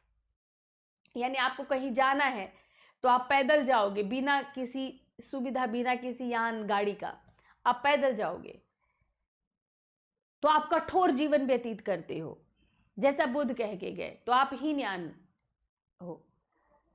और अगर आपको कहीं जाना है और आप पैदल न चलकर आपने अगर एक वाहन कर लिया, एक यान कर लिया, तो आप महायानी हो, यानी आप सुविधापूर्ण जीवन जीते हो, और सुविधापूर्ण जीवन जीते हुए आप महायान धर्म को मानते हो। तो हीनयान और महायान का यही अर्थ होता है। तो हीनयानी जो थे, क्योंकि बुद्ध ने कठोर जीवन जीने के लिए कहा, सिर्फ मतलब उस 2 वस्त्र, एक ऊपर और एक नीचे पहनते थे। शुरू में पैर में खड़ाऊ भी अलाउड नहीं था, बाद में खड़ाऊ, जैसे कल परसों की क्लास में मैंने आपको बताया था कि उन्होंने पैर में खड़ाऊ पहना हुआ, कैसे जो है सेट्ठी पुत्र, 6ठी शताब्दी ईसा पूर्व वाले की क्लास में मैंने आप लोग को बताया था ना, कि कैसे एक सेट्ठी पुत्र के पैर में पैदल चलने से ब्लड आने लग गया था, तो बुद्ध ने जूते पहनने अलाउड किए थे। तो कठोर जीवन, यानी वो नंगे पैर कहते थे चलो, कठोर बिस्तर पर सो, मुलायम बिस्तर पे नहीं, और किसी भी तरह का रूप सज्जा नहीं, कोई सुगंधित वस्तु नहीं, हर चीज से आपको दूर रहना है। तो ये जिन्होंने इसको अपनाया, हमेशा बुद्ध के कहे जो नियम थे, बनाए जो नियम थे, उसे टस से मस नहीं हुए, वही हीनयानी कहे गए। और उनके लिए भी महायानियों ने इस शब्द का इस्तेमाल किया होगा। पर महायान धर्म का उद्भव हुआ कैसे? आखिर महायान धर्म का उद्भव कहाँ हुआ, एग्जैक्टली भारत के किस क्षेत्र में हुआ, कहां पर हुआ, इसके बारे में कोई भी स्पष्ट जैसे साक्ष्य नहीं है हमारे पास, कोई उदाहरण नहीं है हमारे पास। तो बौद्ध धर्म के उद्भव में प्राचीन महासंघिकों का ही हाथ बताया जाता है। ठीक यही लाइन इस बार आपके प्रश्न में था। 4 लाइन था महायान धर्म को लेकर, उसमें एक ये लाइन था कि बौद्ध धर्म के उद्भव में, आप देखना ये क्वेश्चन 2020 वाला, बौद्ध धर्म से संबंधित जो आपका प्रश्न आया था, तो एक तो परिव्राजक, श्रमण और उपासक, और एक ये था इसमें कि महायान के उदय से संबंधित 4 कथन थे। वो क्वेश्चन मुझे यहां डालना चाहिए था, आपको याद आ रहा होगा। तो बौद्ध धर्म के उद्भव से प्राचीन महासंघिकों के मत की विशेष भूमिका बताया जाता है। महासंघिकों का ही प्रभाव था, ऐसा लिखा था कि बौद्ध धर्म के महायान, यहां महायान छूट गया है, बौद्ध धर्म के महायान शाखा के उद्भव में, महायान शाखा के उद्भव में, ये यहां पर जोड़ लीजिए, महायान शाखा के उद्भव में प्राचीन महासंघिकों का ही प्रभाव बताया जाता है था। एक उसमें ये लाइन था आपका कि महासंघिक लौकिक थे, महासंघिकों का जो अप्रोच था वो लौकिक कहा जाता है, कुछ इस तरह से था। और एक और लाइन थी उस प्रश्न में, या भी 2020 प्रीलिम्स देख लीजिएगा एक बार पेपर, तो यहीं से वो लाइन उठाकर डाला गया है। अभी इसी चैप्टर से मैं 3 क्वेश्चन आपको दिखाऊंगी, 3 क्वेश्चन सेम। ये मौर्योत्तर काल में हम आ गए, इसके पहले तक जितना मैंने आपको पढ़ाया वो उपिंदर सिंह का जो वो चैप्टर है, 6ठा चैप्टर, 5वां चैप्टर है आई थिंक, 6ठी शताब्दी ईसा पूर्व, 6ठी शताब्दी ईसा पूर्व से था। और अब हम लोग आ गए हैं मौर्योत्तर काल में। मौर्योत्तर काल में फिर से वो बौद्ध धर्म का बताते हैं, लिखती हैं, तो अब वहां पर आ गए हैं। तो वहां पर महायान धर्म का उदय हो रहा था। इसी समय कनिष्क आया है और चौथी बौद्ध संहिता में बौद्ध धर्म स्पष्ट रूप से 2 भाग में बट गया, महायान और हीनयान। अब ये महायानियों का उदय हुआ कैसे? तो उसके लिए वो कहती हैं कि कोई स्पष्ट ऐसा साक्ष्य नहीं है कि भारत के किस क्षेत्र में हुआ, कहाँ पर हुआ, कैसे हुआ, लेकिन उसी में ऐसा हुआ था कि बाकी किताबें ये कहती हैं कि जो विनय पिटक में जो संघ में रहने के जो नियम दिए गए हैं, उन नियमों पर संघ के जो भिक्षुक थे उनमें मतभेद हुआ कि इस नियम के अनुसार हमको चलना चाहिए नहीं। मतलब कुछ लोग तो उस नियम को पूरी तरह, क्योंकि बुद्ध ने वो नियम बनाया तो हमको उसी नियम के अनुसार चलना है, और उसमें कुछ लोग हुए जो उस नियमों में थोड़ा सा ढिलाई चाहते थे। तो द्वितीय बौद्ध संगीति में कहते हैं कि दो भाग में ये बंट गए थे, अस्थाविर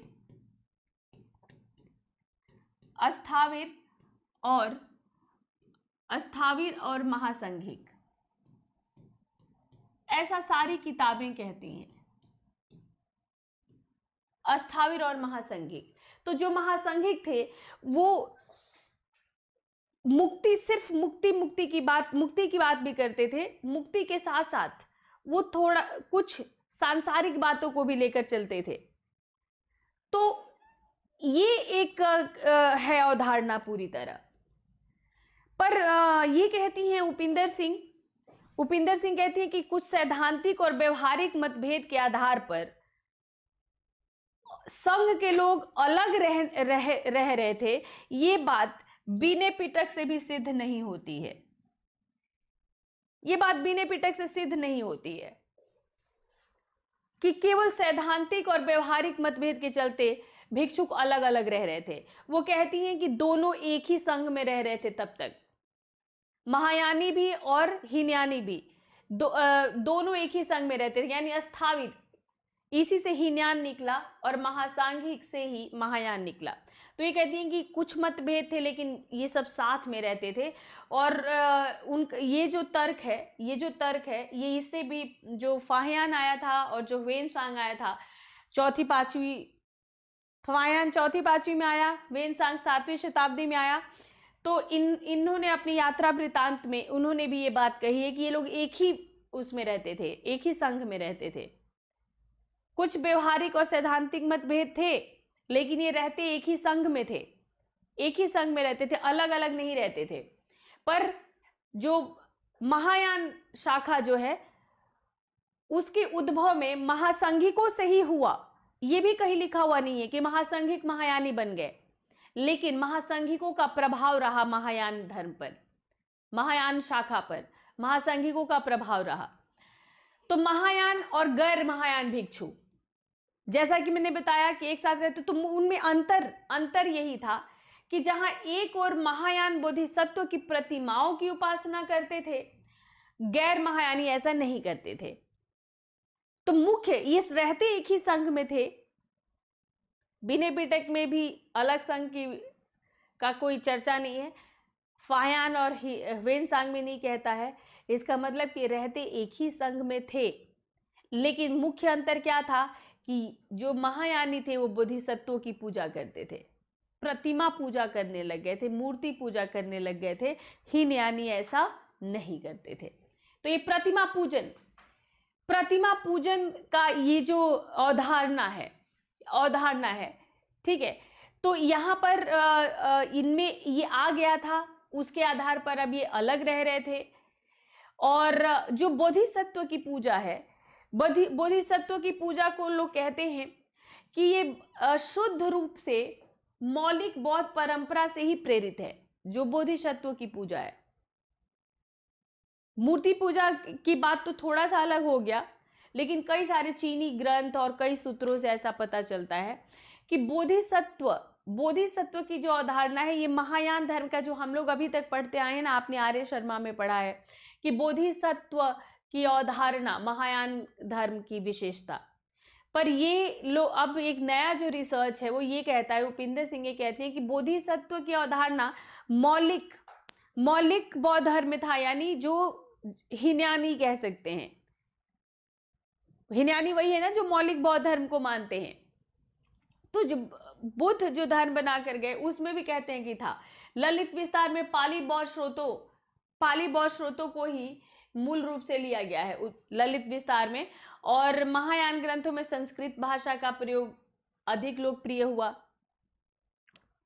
ये भाषा के आधार पर भी ये दोनों बढ़ते हैं, भाषा के आधार पर, ठीक है, भाषा के आधार पर भी कि जैसे जो हीनयानी ग्रंथ हैं, जो मौलिक ग्रंथ हैं, उन्होंने पाली भाषा में लिखा, और जो महायान है उन्होंने संस्कृत भाषा का ज़्यादा प्रयोग किया। पर ललित विस्तार जो है, ललित विस्तार पाली बौद्ध स्रोतों का ही मूल रूप में लिया गया है। बाद में धीरे धीरे उन्होंने संस्कृत भाषा का प्रयोग, यानी ये संस्कृत उस समय लौकिक भाषा थी, लौकिक भाषा का प्रयोग करने लग गए। और महायान के महत्वपूर्ण स्रोतों में एक और किताब है प्रज्ञा पारमिता सूत्र। प्रज्ञा पारमिता सूत्र एक किताब है, ये सबसे लोकप्रिय है, सबसे लोकप्रिय बुक है महायानियों के महत्वपूर्ण स्रोतों में, जो कि वो व्याख्या करता है इनके सिद्धांतों का। और इनके सिद्धांतों ने में नागार्जुन, महायानी जो सिद्धांतकार हुए उसमें नागार्जुन, आर्यदेव, संग, बसुबंधु, इनके लेखनों में अपना विकास मिला इनको। प्रारंभिक बौद्ध धर्म में बोधिसत्व की अवधारणा ज्ञात थी, ठीक है। ये फिर से वहीं से कनेक्ट कर रहे हैं, यहाँ थोड़ा सा ये स्लाइड इधर उधर हुआ है। जैसे मैं आपको क्या बता रही थी कि बोधिसत्व की अवधारणा हम कहते हैं महायान धर्म का है, तो ये जो बोधिसत्व की अवधारणा जो महायान धर्म की ही बताते हैं लोग, तो ये कहीं कहीं उल्लेख मिलता है, कई सूत्रों से हमें पता चलता है कि मौलिक बौद्ध धर्म में भी महायान बोधिसत्व की अवधारणा थी। तो बीच में ऐसे महायान का आ गया कि महायान का हमें किन किन किताबों से मिलता है, उसके सिद्धांतों को नागार्जुन, आर्यदेव, संग ने, तो अभी इसको भूल जाइए, अभी इसके बारे में आगे बात करते हैं। अभी वहां से कनेक्ट कीजिए कि बोधिसत्व की अवधारणा हीनयान धर्म में भी थी, यानी मौलिक बौद्ध धर्म में भी थी। तो कैसे, तो कुछ उदाहरण हमें मिलते हैं कि स्वयं गौतम का जन्म पहले कभी मेघ या सुमेध नामक ऋषि के रूप में हुआ था, ये भी नोट करिएगा।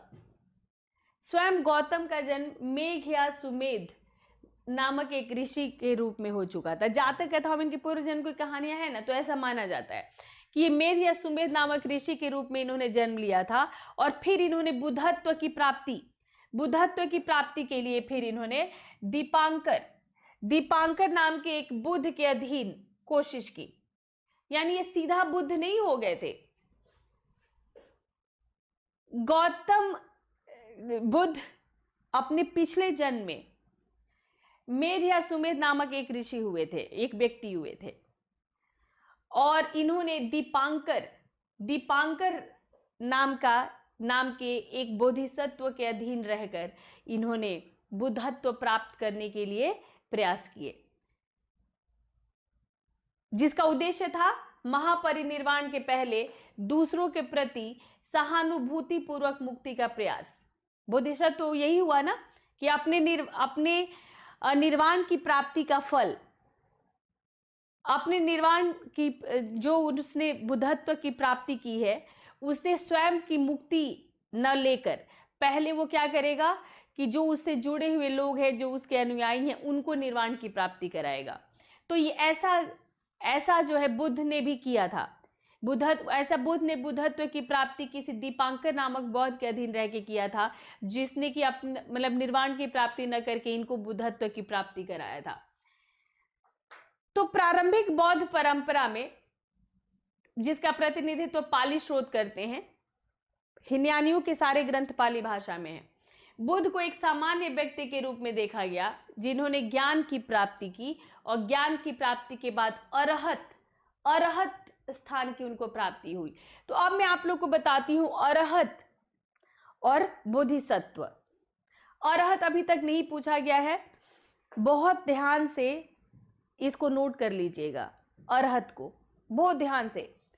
अरहत अभी तक, बोधिसत्व तो पूछा गया था, अरहत नहीं। तो बोधिसत्व और अरहत, आप अभी मैंने आपको क्या बताया कि बोधिसत्व की अवधारणा ये लोग मानते हैं, ज्यादातर किताबें कहती हैं कि महायान यानी बोधिसत्व। तो महायानियों ने बोधिसत्व को सबसे ज्यादा महत्व दिया, लेकिन बोधिसत्व का चर्चा मौलिक बौद्ध धर्म में भी था, कई स्रोतों से पता चलता है। बुद्ध ने भी किसी बोधिसत्व के अधीन ही बुद्धत्व प्राप्त किया था, जो कि दीपांकर नामक बौद्ध था, ऐसा कहा जाता है। लेकिन बोधिसत्व विख्यात कैसे हुए? तो महायानियों ने बोधिसत्व को विख्यात किया। तो मौलिक बौद्ध धर्म में, मौलिक बौद्ध धर्म का मतलब बार बार कह रही हूं, जिसको बुद्ध ने बनाया, मौलिक बौद्ध धर्म में आपको एक बार ज्ञान की प्राप्ति हो गई तो आप क्या कहे जाते थे? अरहत, अरहत कहे जाते थे। और ये महायान धर्म में वो बोधिसत्व कहे गए, महायान धर्म में वो बोधिसत्व कहे गए।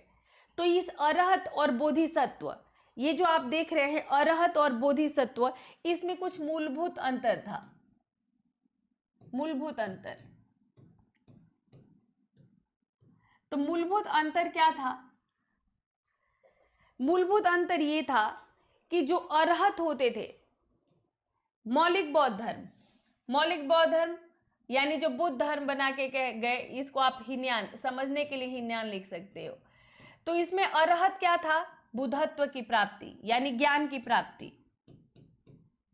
ज्ञान की प्राप्ति क्या है आपका? अरहत। तो अब आपको अब ज्ञान की प्राप्ति हो गई तो आपको क्या पोजीशन मिल गया? बुद्ध को भी मिला था अरहत, पर अब अरहत अब मुक्त हो जाएगा। जैसी उसको ज्ञान की प्राप्ति हुई, निर्वाण की प्राप्ति हुई, अब वो अपने को अब मुक्त कर लेगा, इस संसार से अपने को मुक्त कर लेगा। अब वो मुक्त हो गया। पर बोधिसत्व क्या करेगा? बोधिसत्व अपने को मुक्त नहीं करेगा। बोधिसत्व अब अपने ज्ञान से, जो उसको बुद्धत्व की प्राप्ति हुई, जो ज्ञान की प्राप्ति हुई, अब उसके सहायता से अपने फल, अपने ज्ञान के फल से वो अब अपने अनुयायियों को, अपने फॉलोअर्स को अब वो निर्वाण की प्राप्ति कराएगा। तो वो था बोधिसत्व। तो महायान धर्म में बोधिसत्व, इसी बोधिसत्व को खूब महत्व दिया गया। तो ये बोधिसत्व पहले भी था, जैसा आपने पढ़ा, ये बोधिसत्व पहले भी था और ये अरहत कहलाता था और ये एकांतवास करता था, तपस्या करता था, और जैसी ज्ञान की प्राप्ति हुई वो संसार से दूर मुक्त। लेकिन अब महायान धर्म में ये क्या हो गया? बोधिसत्व, और ये बोधिसत्व संसार से मुक्त नहीं होगा, ये अपने पुण्य के प्रताप से अपने अनुयायियों को निर्वाण प्राप्ति में मदद करेगा। तो ये जो बोधिसत्व है, ज्ञान प्राप्ति के मार्ग में, बुद्धत्व प्राप्ति के मार्ग में कई चरणों को से गुजरता है, कई फेजेस से गुजरता है, इन्हें ही पारमिता कहा गया। तो ये इस बार आपका ये भी प्रश्न है, पारमिता पूछा गया है इस बार आपको,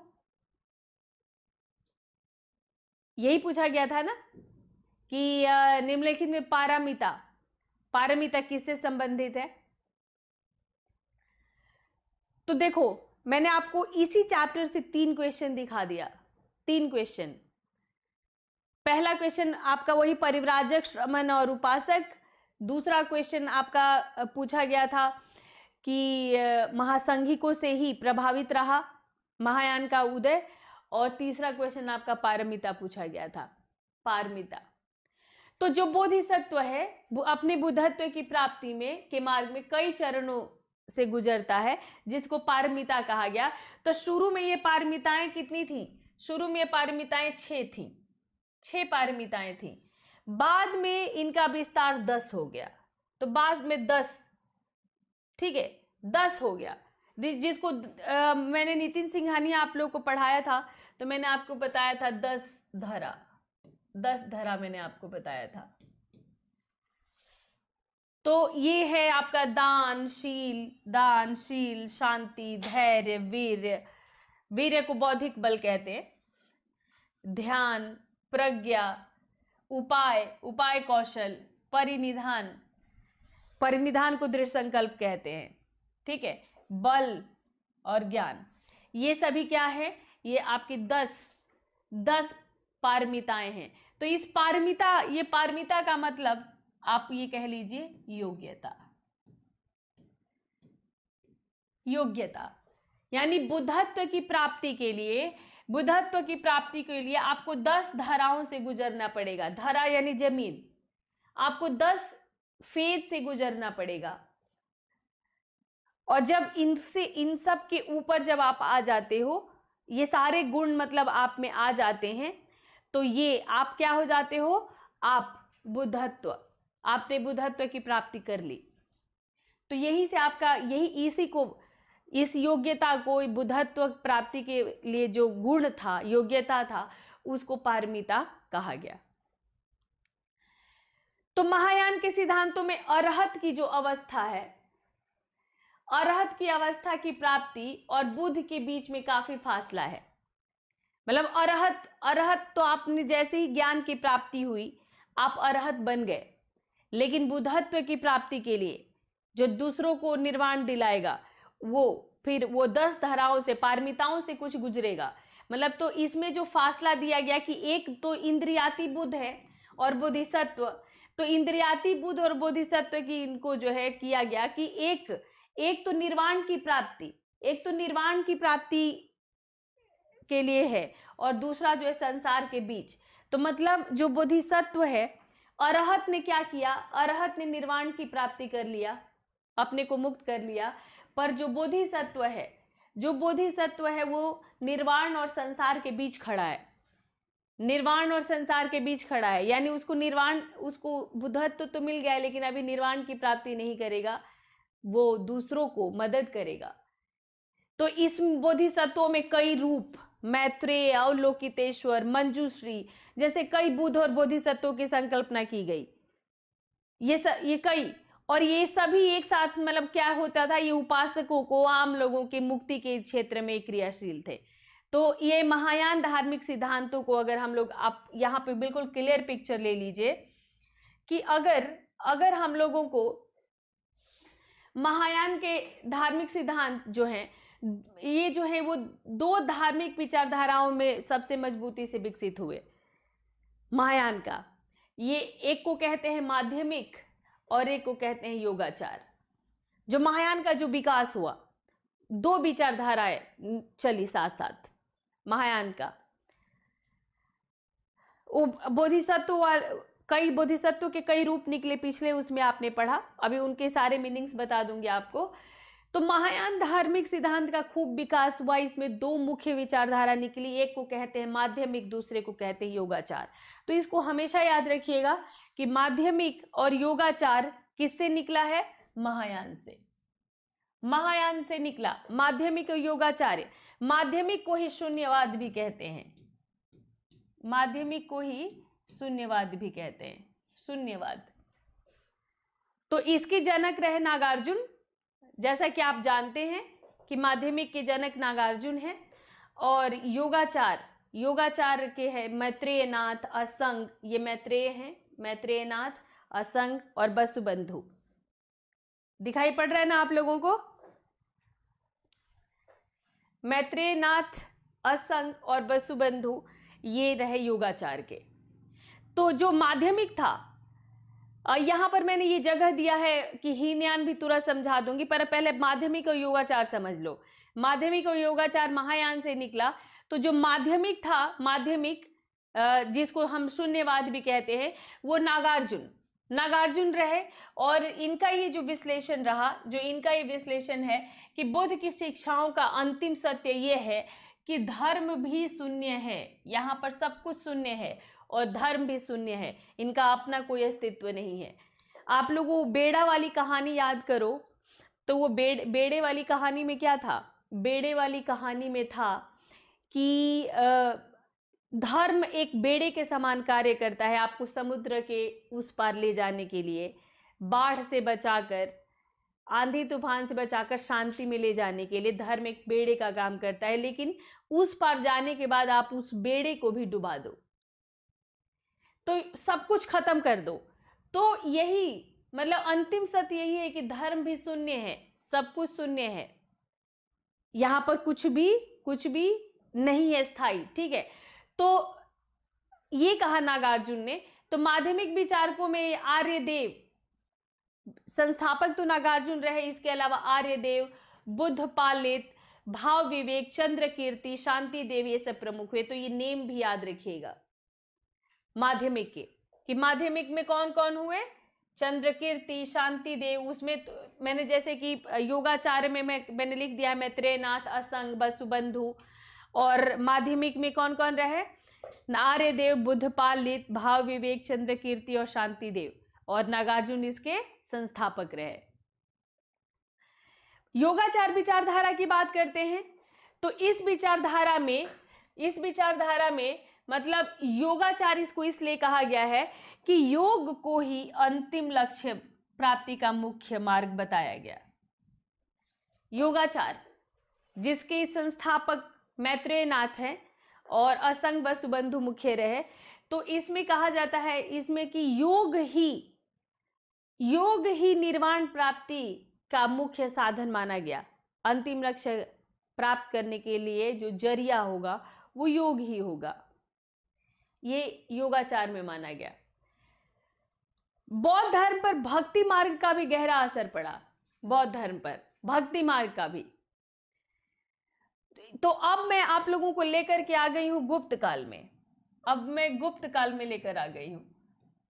इन्होंने फिर 6ठी शताब्दी ईसा पूर्व प्रारंभिक बौद्ध धर्म, हीनयान महायान बटा मौर्योत्तर काल में, और फिर गुप्त काल में वो फिर लिखती हैं बौद्ध धर्म के बारे में। तो गुप्त काल में बौद्ध धर्म के बारे में लिखती हैं कि बौद्ध धर्म पर भक्ति मार्ग का बहुत गहरा असर पड़ा। तो महायान के तहत अब भक्ति मार्ग समझ गए ना, जिसमें कई अवतारों की कल्पना की गई, विष्णु के कई अवतारों की कल्पना की गई। आपके जो है शिव है, अर्धनारीश्वर, त्रिमूर्ति की ब्रह्मा विष्णु महेश, इसकी कल्पना की गई। तो उसी समय जो है आपके महायान के तहत त्रिकाय की कल्पना की गई, त्रिकाय की। तो बौद्ध धर्म पर भक्ति मार्ग का बहुत गहरा असर पड़ा। जैसा कि जानते हैं कि गुप्त काल में भक्ति का खूब एक तरह से आप ये कह सकते हैं कि भक्ति का एक वो चल पड़ा था। ये भक्ति बहुत गुप्त काल की देन है, मैं ये नहीं कह रही। ये इसको आप पहले से ही देखेंगे कि जैसे भक्त में आपका भक्ति जो है, उपनिषदों में भी भक्ति की बात आती है, वेदों में भी भक्ति की बात आती है। लेकिन इस समय भक्त और भगवान के बीच एक रिश्ता होता है, एक ऐसी भावना ने जन्म लिया और एक भक्ति का मार्ग चल पड़ा और लोग, तो इसमें सबसे ज्यादा जो मुख्य वो गया, वो जो भागवत धर्म का जो उदय हुआ। कृष्ण ने क्या कहा कि मेरी शरण में जो आता है मैं उसको स्वीकार करती हूँ, मैं एक सखा के रूप में, एक मित्र के रूप में, मैं हर तरह से वो जिस रूप में मुझे चाहेगा मैं उस रूप में मैं उसको दिखूंगा। तो ये जो कृष्ण ने कहा, उसके बाद फिर खूब हम लोगों को ऐसी धाराएं मिलती हैं जो धीरे धीरे और बढ़ती गई और यही एक था कि फिर से वो आपका भक्ति आंदोलन एक चल पड़ता है शंकराचार्य के बाद से 8वीं 9वीं शताब्दी से। पर इसका प्रादुर्भाव शुरू हो गया आपका गुप्त काल से ही। तो बौद्ध धर्म पर भी इसका असर पड़ा। तो महायान के तहत ही महायान धर्म का ही प्रचार हो रहा था, जाहिर है। तो महायान के तहत ही बुद्धत्व के तीन पहलू त्रिकाय की कल्पना की गई। जैसे त्रिदेव की कल्पना की गई गुप्त काल में, ब्रह्मा विष्णु महेश, वैसे ही त्रिकाय की कल्पना की गई। और ये त्रिकाय में तीन तरह के बुद्ध की कल्पना की गई, 3 तरह के शरीर की कल्पना की गई, निर्माण काय, संभोग काय और धर्म काय, त्रिकाय। तो ये भी अभी तक पूछा नहीं गया है और ये भी पूछा जा सकता है आपसे, तो इसका भी आप लोग ध्यान रखेंगे। तो निर्माण काय यानी शरीर बदलता रहता है, जैसे बुद्ध ने ही कई जन्म लिए, तो ये परिवर्तन शरीर का परिवर्तन होता रहता है, एक के बाद एक कई सारे जन्म होते रहते हैं। तो एक निर्माण काय शरीर, जैसे हम मनुष्य हैं, हम हमेशा निर्माण काय निर्माण काय में ही रह जाते हैं। तो निर्माण काय मतलब यानी जो शरीर परिवर्तित होता रहता है। संभोग काय एक सुख भोगने वाला शरीर। तो सुख भोगने वाला शरीर का मतलब कि इसी में कहा गया कि बुद्ध ने, इसी में कहा गया कि जैसे बुद्ध देवत्व को प्राप्त करते हैं, बुद्धत्व को प्राप्त करते हैं और फिर वो लोगों को की मुक्ति के लिए लोगों की प्रयत्न करते हैं, सुख एक तरह से उनको सुख प्रदान करने के लिए प्रयत्न करते हैं। तो सुख भोगने वाला शरीर एक संभोग काय और धर्म काय, ये आध्यात्मिकता। जब आध्यात्मिकता जन्म ले लेती है तो उसको जो है धर्म काय की बात की गई, धर्म काय की। तो ये आध्यात्मिकता को प्राप्त करने वाला। तो ये त्रिकाय तीन तरह का काया, त्रिकाय। तो निर्माण काय, संभोग काय और धर्म काय की कल्पना की गई। अगर आपका यहां से क्वेश्चन आता है तो ये बौद्ध धर्म के तहत ही, बौद्ध धर्म के तहत त्रिकाय, त्रिदेव की तरह त्रिकाय। और ये जो त्रिदेव में एक सृष्टि का जन्म दाता है ब्रह्मा, एक सृष्टि का पालन करता है विष्णु और एक संहार करता है शिव। उसी तरह से एक इसमें तीन तरह का काया, एक निर्माण काय, एक संभोग काय और एक धर्म काय की कल्पना की गई। तो ये महायान बौद्ध धर्म के तहत ही, इसको याद रखिएगा। तो कई तरह के बोधिसत्व की कल्पना की गई थी, असंख्य बोधिसत्व थे उस समय, एक नहीं कई तरह के बोधिसत्व थे। उसमें कुछ जो मुख्य बोधिसत्व रहे, तो ये भी आपको याद करना है कि कौन किसके प्रतीक थे, ये भी जरूरी है कि आप याद करें। तो इसमें एक अमिताभ आते हैं, अमिताभ का नाम आता है, अमिताभ बच्चन। यहीं से शायद हरिवंश राय बच्चन ने ये नाम लिया होगा, अमिताभ। तो अमिताभ विष्णु को भी लोग कहते हैं क्योंकि उनके चेहरे पर बहुत आभा है। तो अमिताभ एक बोधिसत्व हुए जिनके चेहरे पर बहुत अनंत आभा वाले रहे। मैत्रेय की कल्पना की गई जो कि दयालुता के प्रतीक थे। मैत्रेय जो बोधिसत्व थे दयालुता के प्रतीक थे। और लोकितेश्वर ये करुणा के प्रतीक। ये और लोकितेश्वर ही पद्म पाणि, और लोकितेश्वर हमेशा जो है हाथों में कमल लिए रहे, तो पद्म पाणि कहे गए। और एक वज्रपाणि जो शक्ति के प्रतीक हैं, बुद्ध के जो शक्ति के प्रतीक है वो जो है वो उनको वज्रपाणि कहा गया। और जो करुणा के प्रतीक रहे उनको पद्म पाणि कहा गया। मंजूश्री, एक मंजूश्री थे जो कि गरिमा के प्रतीक थे, बुद्ध के गरिमा के प्रतीक। और शाक्य मुनि का नाम आता है। तो ये जो शाक्य मुनि है, निगलिवा जो रुमिनदेई और निगलिवा स्तंभ में भी जैसे चर्चा आता है इनका जो नेपाल में है। तो शाक्य मुनि इनके प्रज्ञा के प्रतीक थे, बुद्ध के प्रज्ञा के प्रतीक। तो ये सारे बोधिसत्व कौन थे? जिनका माना जाता था कि जिनमें बुद्ध का अंश विद्यमान है, जिनमें बुद्ध का अंश विद्यमान है, ये बोधिसत्व थे। और बुद्ध के अलग अलग रूपों की कल्पना की गई, जैसे विष्णु के 10 अवतारों की कल्पना की गई थी, वैसे ये बुद्ध के अलग अलग रूप। तो महायान बौद्ध धर्म के तहत बोधिसत्व असंख्य थे, उनमें ये कुछ विशेष बोधिसत्वों का नाम मैंने आपको दिया है। यही मुख्य हैं। अक्सर अगर आपको प्रश्न पूछा जाएगा तो इन्हीं पर प्रश्न पूछा जाएगा। और जब पूर्व मध्य काल में हम जाते हैं, गुप्तोत्तर काल में, पूर्व मध्य काल में, तो बौद्ध धर्म में जो है तांत्रिक बौद्ध धर्म का उदय होता है। तांत्रिक बौद्ध धर्म का, क्योंकि उस समय ये तंत्रवाद का जन्म गुप्त काल में ही हो गया था। और उस तंत्रवाद का प्रभाव पड़ा बौद्ध धर्म पर भी। तो पूर्व मध्य काल तक आते आते बौद्ध धर्म में जो तांत्रिक बौद्ध धर्म का उदय हुआ उसको ही मेन, उसमें वज्रयान रहा। तो इसमें पूरा का पूरा अनुष्ठान, जादू, इस तरह का जो तंत्र मंत्र चलता है, ये सारी चीजें इसमें देखी गई। तो मंजूश्री मूल कल्प जो कि बौद्ध ग्रंथ है, मंजूश्री मूल कल्प और गुह्य समाज, ये 5वीं-6वीं शताब्दी में ये लिखा गया और इस परंपरा के प्राचीनतम उपलब्ध ग्रंथ है। तो मंजूश्री मूल कल्प याद रखिएगा कि जो मंजूश्री मूल कल्प है ये बौद्ध धर्म के तांत्रिक बौद्ध धर्म पर आधारित ये ग्रंथ है, मंजूश्री मूल कल्प और गुह्य समाज। तो तांत्रिक बौद्ध धर्म में वज्रयान बहुत ज्यादा फेमस है, वज्रयान के नाम से ये प्रसिद्ध है। और शाब्दिक अर्थ उसका वज्र या हीरकयान, वज्र का यान। जैसे हीनयान महायान था, तो हीनयान बिना सुविधा का, महायान सुविधा के साथ, और वज्रयान का मतलब वज्र का यान। हीराक्यान। तो वज्र और हीरा दोनों ही शक्ति के प्रतीक थे, दोनों ही शक्ति के प्रतीक थे, जो सिद्धि प्राप्त उपासकों के लक्षण हैं। जिनको सिद्धि प्राप्त हो जाती है, उनको शक्ति प्राप्त हो जाती है, वो मनुष्य को उड़ा सकता है, मनुष्य को उड़ा सकता है, देखते देखते महल खड़ा कर सकता है, एक वो फिराएगा अपना एक ऐसे हाथ तो आपको ऐसे चक्करगिनी घुमा देगा। तो ये सब तंत्र मंत्र की शक्ति का प्रतीक होता है। तो वज्रयान के कर्मकांड में वज्र, तलवार और घंटी का महत्वपूर्ण स्थान है। वज्र, तलवार, घंटी, इसका इस्तेमाल किया गया वज्रयान में। तांत्रिक बौद्ध धर्म की जो दूसरी शाखा रही वो मंत्रयान था।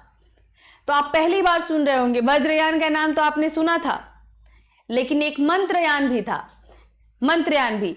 तो आध्यात्मिक पूर्णता के लिए, आध्यात्मिक पूर्णता की प्राप्ति के लिए मंत्रों को महत्वपूर्ण माना गया, मंत्रों को महत्वपूर्ण माध्यम माना गया। और यह माना गया कि मंत्र पर अगर सिद्धि प्राप्त हो जाए, सभी मंत्र याद हो जाए, मंत्र की सिद्धि प्राप्त हो जाए, तो भी आपको शक्ति मिल जाती है। तो जैसे अवलोकितेश्वर के हृदय के नाम से एक प्रसिद्ध एक मंत्र था, षडाक्षरी मंत्र। कहा जाता था कि अवलोकितेश्वर का हृदय है, उनके हृदय को पाया जा सकता है। ओम मणि पदे, ओम मणि पद्मे हुम, ओम मणि पद्मे हुम, ये सर्वाधिक महत्वपूर्ण मंत्र था। ओम और हुम, ओम और हुम ये पवित्र ध्वनि थे। तो ये जाहिर है कि ओम हिंदू धर्म का पुराना सब कुछ ओम है, कहते हैं कि सब कुछ ओम में है। तो ये हिंदू धर्म से ही लिया गया था। और ये तंत्रवाद का प्रभाव भी हिंदू धर्म से ही, क्योंकि हिंदू धर्म के शैव धर्म में, शैव धर्म का उदय गुप्त काल में हुआ और शैव धर्म का काफी प्रचार प्रसार हुआ। और शैव धर्म में ही अर्धनारीश्वर, अर्धनारीश्वर की कल्पना की गई और शिव और शक्ति, शिव और शक्ति के सम्मिश्रण के साथ आराधना की जाने लग गई थी। तंत्रवाद का जन्म हुआ था, बस वही असर है यहां पर। तो वज्रयान की प्रतिमा व्यवस्था में तारा, देवी तारा, शक्ति का बहुत, देखो जब भी तंत्र की पूजा आती है तो शिव और शक्ति, तो शक्ति की पूजा जरूर इसमें होती है। तो बौद्ध धर्म में भी तारा, देवी तारा की आराधना की जाने लग गई। तो देवी तारा जो शक्ति की प्रतीक थी, और ये भी बुद्ध की ही अवतार माने जाने लग गई। तो इस तरह से इसमें हुआ। हे वज्र तंत्र, हे वज्र तंत्र रहा एक। हे वज्र तंत्र में ये सुषुप्त यौन ऊर्जा के द्वारा निर्वाण प्राप्ति का मार्ग बतलाया गया है, हे वज्र तंत्र में। और दूसरी ओर महासिद्ध सरह द्वारा, महासिद्ध सरह जिन्होंने सहज्ञान प्रतिपादित किया, उसमें ना तो कर्मकांड था, ना ही मंत्रों को महत्व दिया गया है। तो आपने देखा कि बौद्ध धर्म में भी फिर वज्र तंत्र मंत्र के तहत भी कई तरह की विचारधाराएं बौद्ध धर्म में भी आ गई थी। तो इसमें क्या, जो महासिद्ध सरह जो इन्होंने जो प्रतिपादित किया, इसमें गुरु कृपा पर अधिक बल दिया गया, गुरु कृपा पर, और सांसारिक जीवन व्यतीत करते हुए निर्वाण को और आसान बना दिया गया। कोई जब तब करने की जरूरत नहीं, सांसारिक जीवन जीते हुए गुरु की कृपा प्राप्त करो और निर्वाण की प्राप्ति हो जाएगी। तो इसको सहजिया संप्रदाय कहा गया। सहजिया संप्रदाय में जटिल दर्शन और भक्ति उपासना दोनों को स्वीकृति नहीं दी गई, और निर्वाण की प्राप्ति के लिए अंतर्ज्ञान को प्राथमिकता दी गई। तो ये एक सहजिया संप्रदाय इसमें आ गया था, और ये बंगाल में बहुत लोकप्रिय था। देखा आपने ये सब पढ़ा था कभी? तो ये सब उपिंदर सिंह है। ये उपिंदर सिंह इतना रिसर्च किया है उन्होंने कि आपको कुछ नहीं उस धर्म से संबंधित छूटने वाला है। तो बौद्ध धर्म पर आपने एक विशेष तरीके से बौद्ध धर्म पर पढ़ा, जो और किसी किताबों में सुलभ नहीं है, और किसी किताब में नहीं। तो एक महत्वपूर्ण घोषणा आपके लिए कि 2021-22 के लिए बैचेज में शुरू कर चुकी हूं, जिसमें जीएस बैच तो चल रहा है, और उसमें भी ज्यादा नहीं निकला है आपका। और इतिहास के लिए जो वैकल्पिक विषय है, ये आपका 25 नवंबर से एक फ्रेश बैच शुरू हो रहा है। जैसा कि आप जानते हैं कि ज्यादातर लोग यही मानते हैं कि हिंदी मीडियम से सिलेक्शन इतिहास और हिंदी साहित्य से सबसे ज्यादा होता है। और ये इतिहास एक ऐसा विषय होता है जो जीएस भी आपका ये प्रिपेयर कर देता है।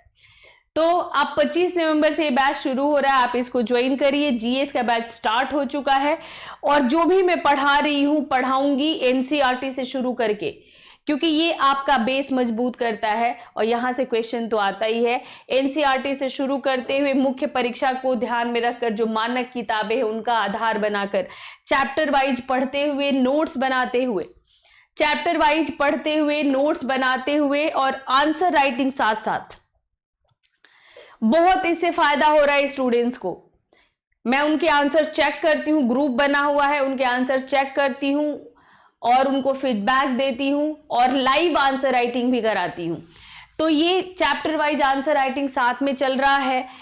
तो आपको अगर वैकल्पिक विषय में हिस्ट्री और सोशियोलॉजी पढ़ना है और इस स्टाइल से जीएस मेरे साथ पढ़ना है, नोट्स बनाते हुए, आंसर राइटिंग करते हुए, तो आप रिंकू लाइव कोड को यूज कीजिए। इससे आपको 10% डिस्काउंट मिलेगा अपने फीस में और साथ में आप मेरे टीम के हिस्सा बनेंगे।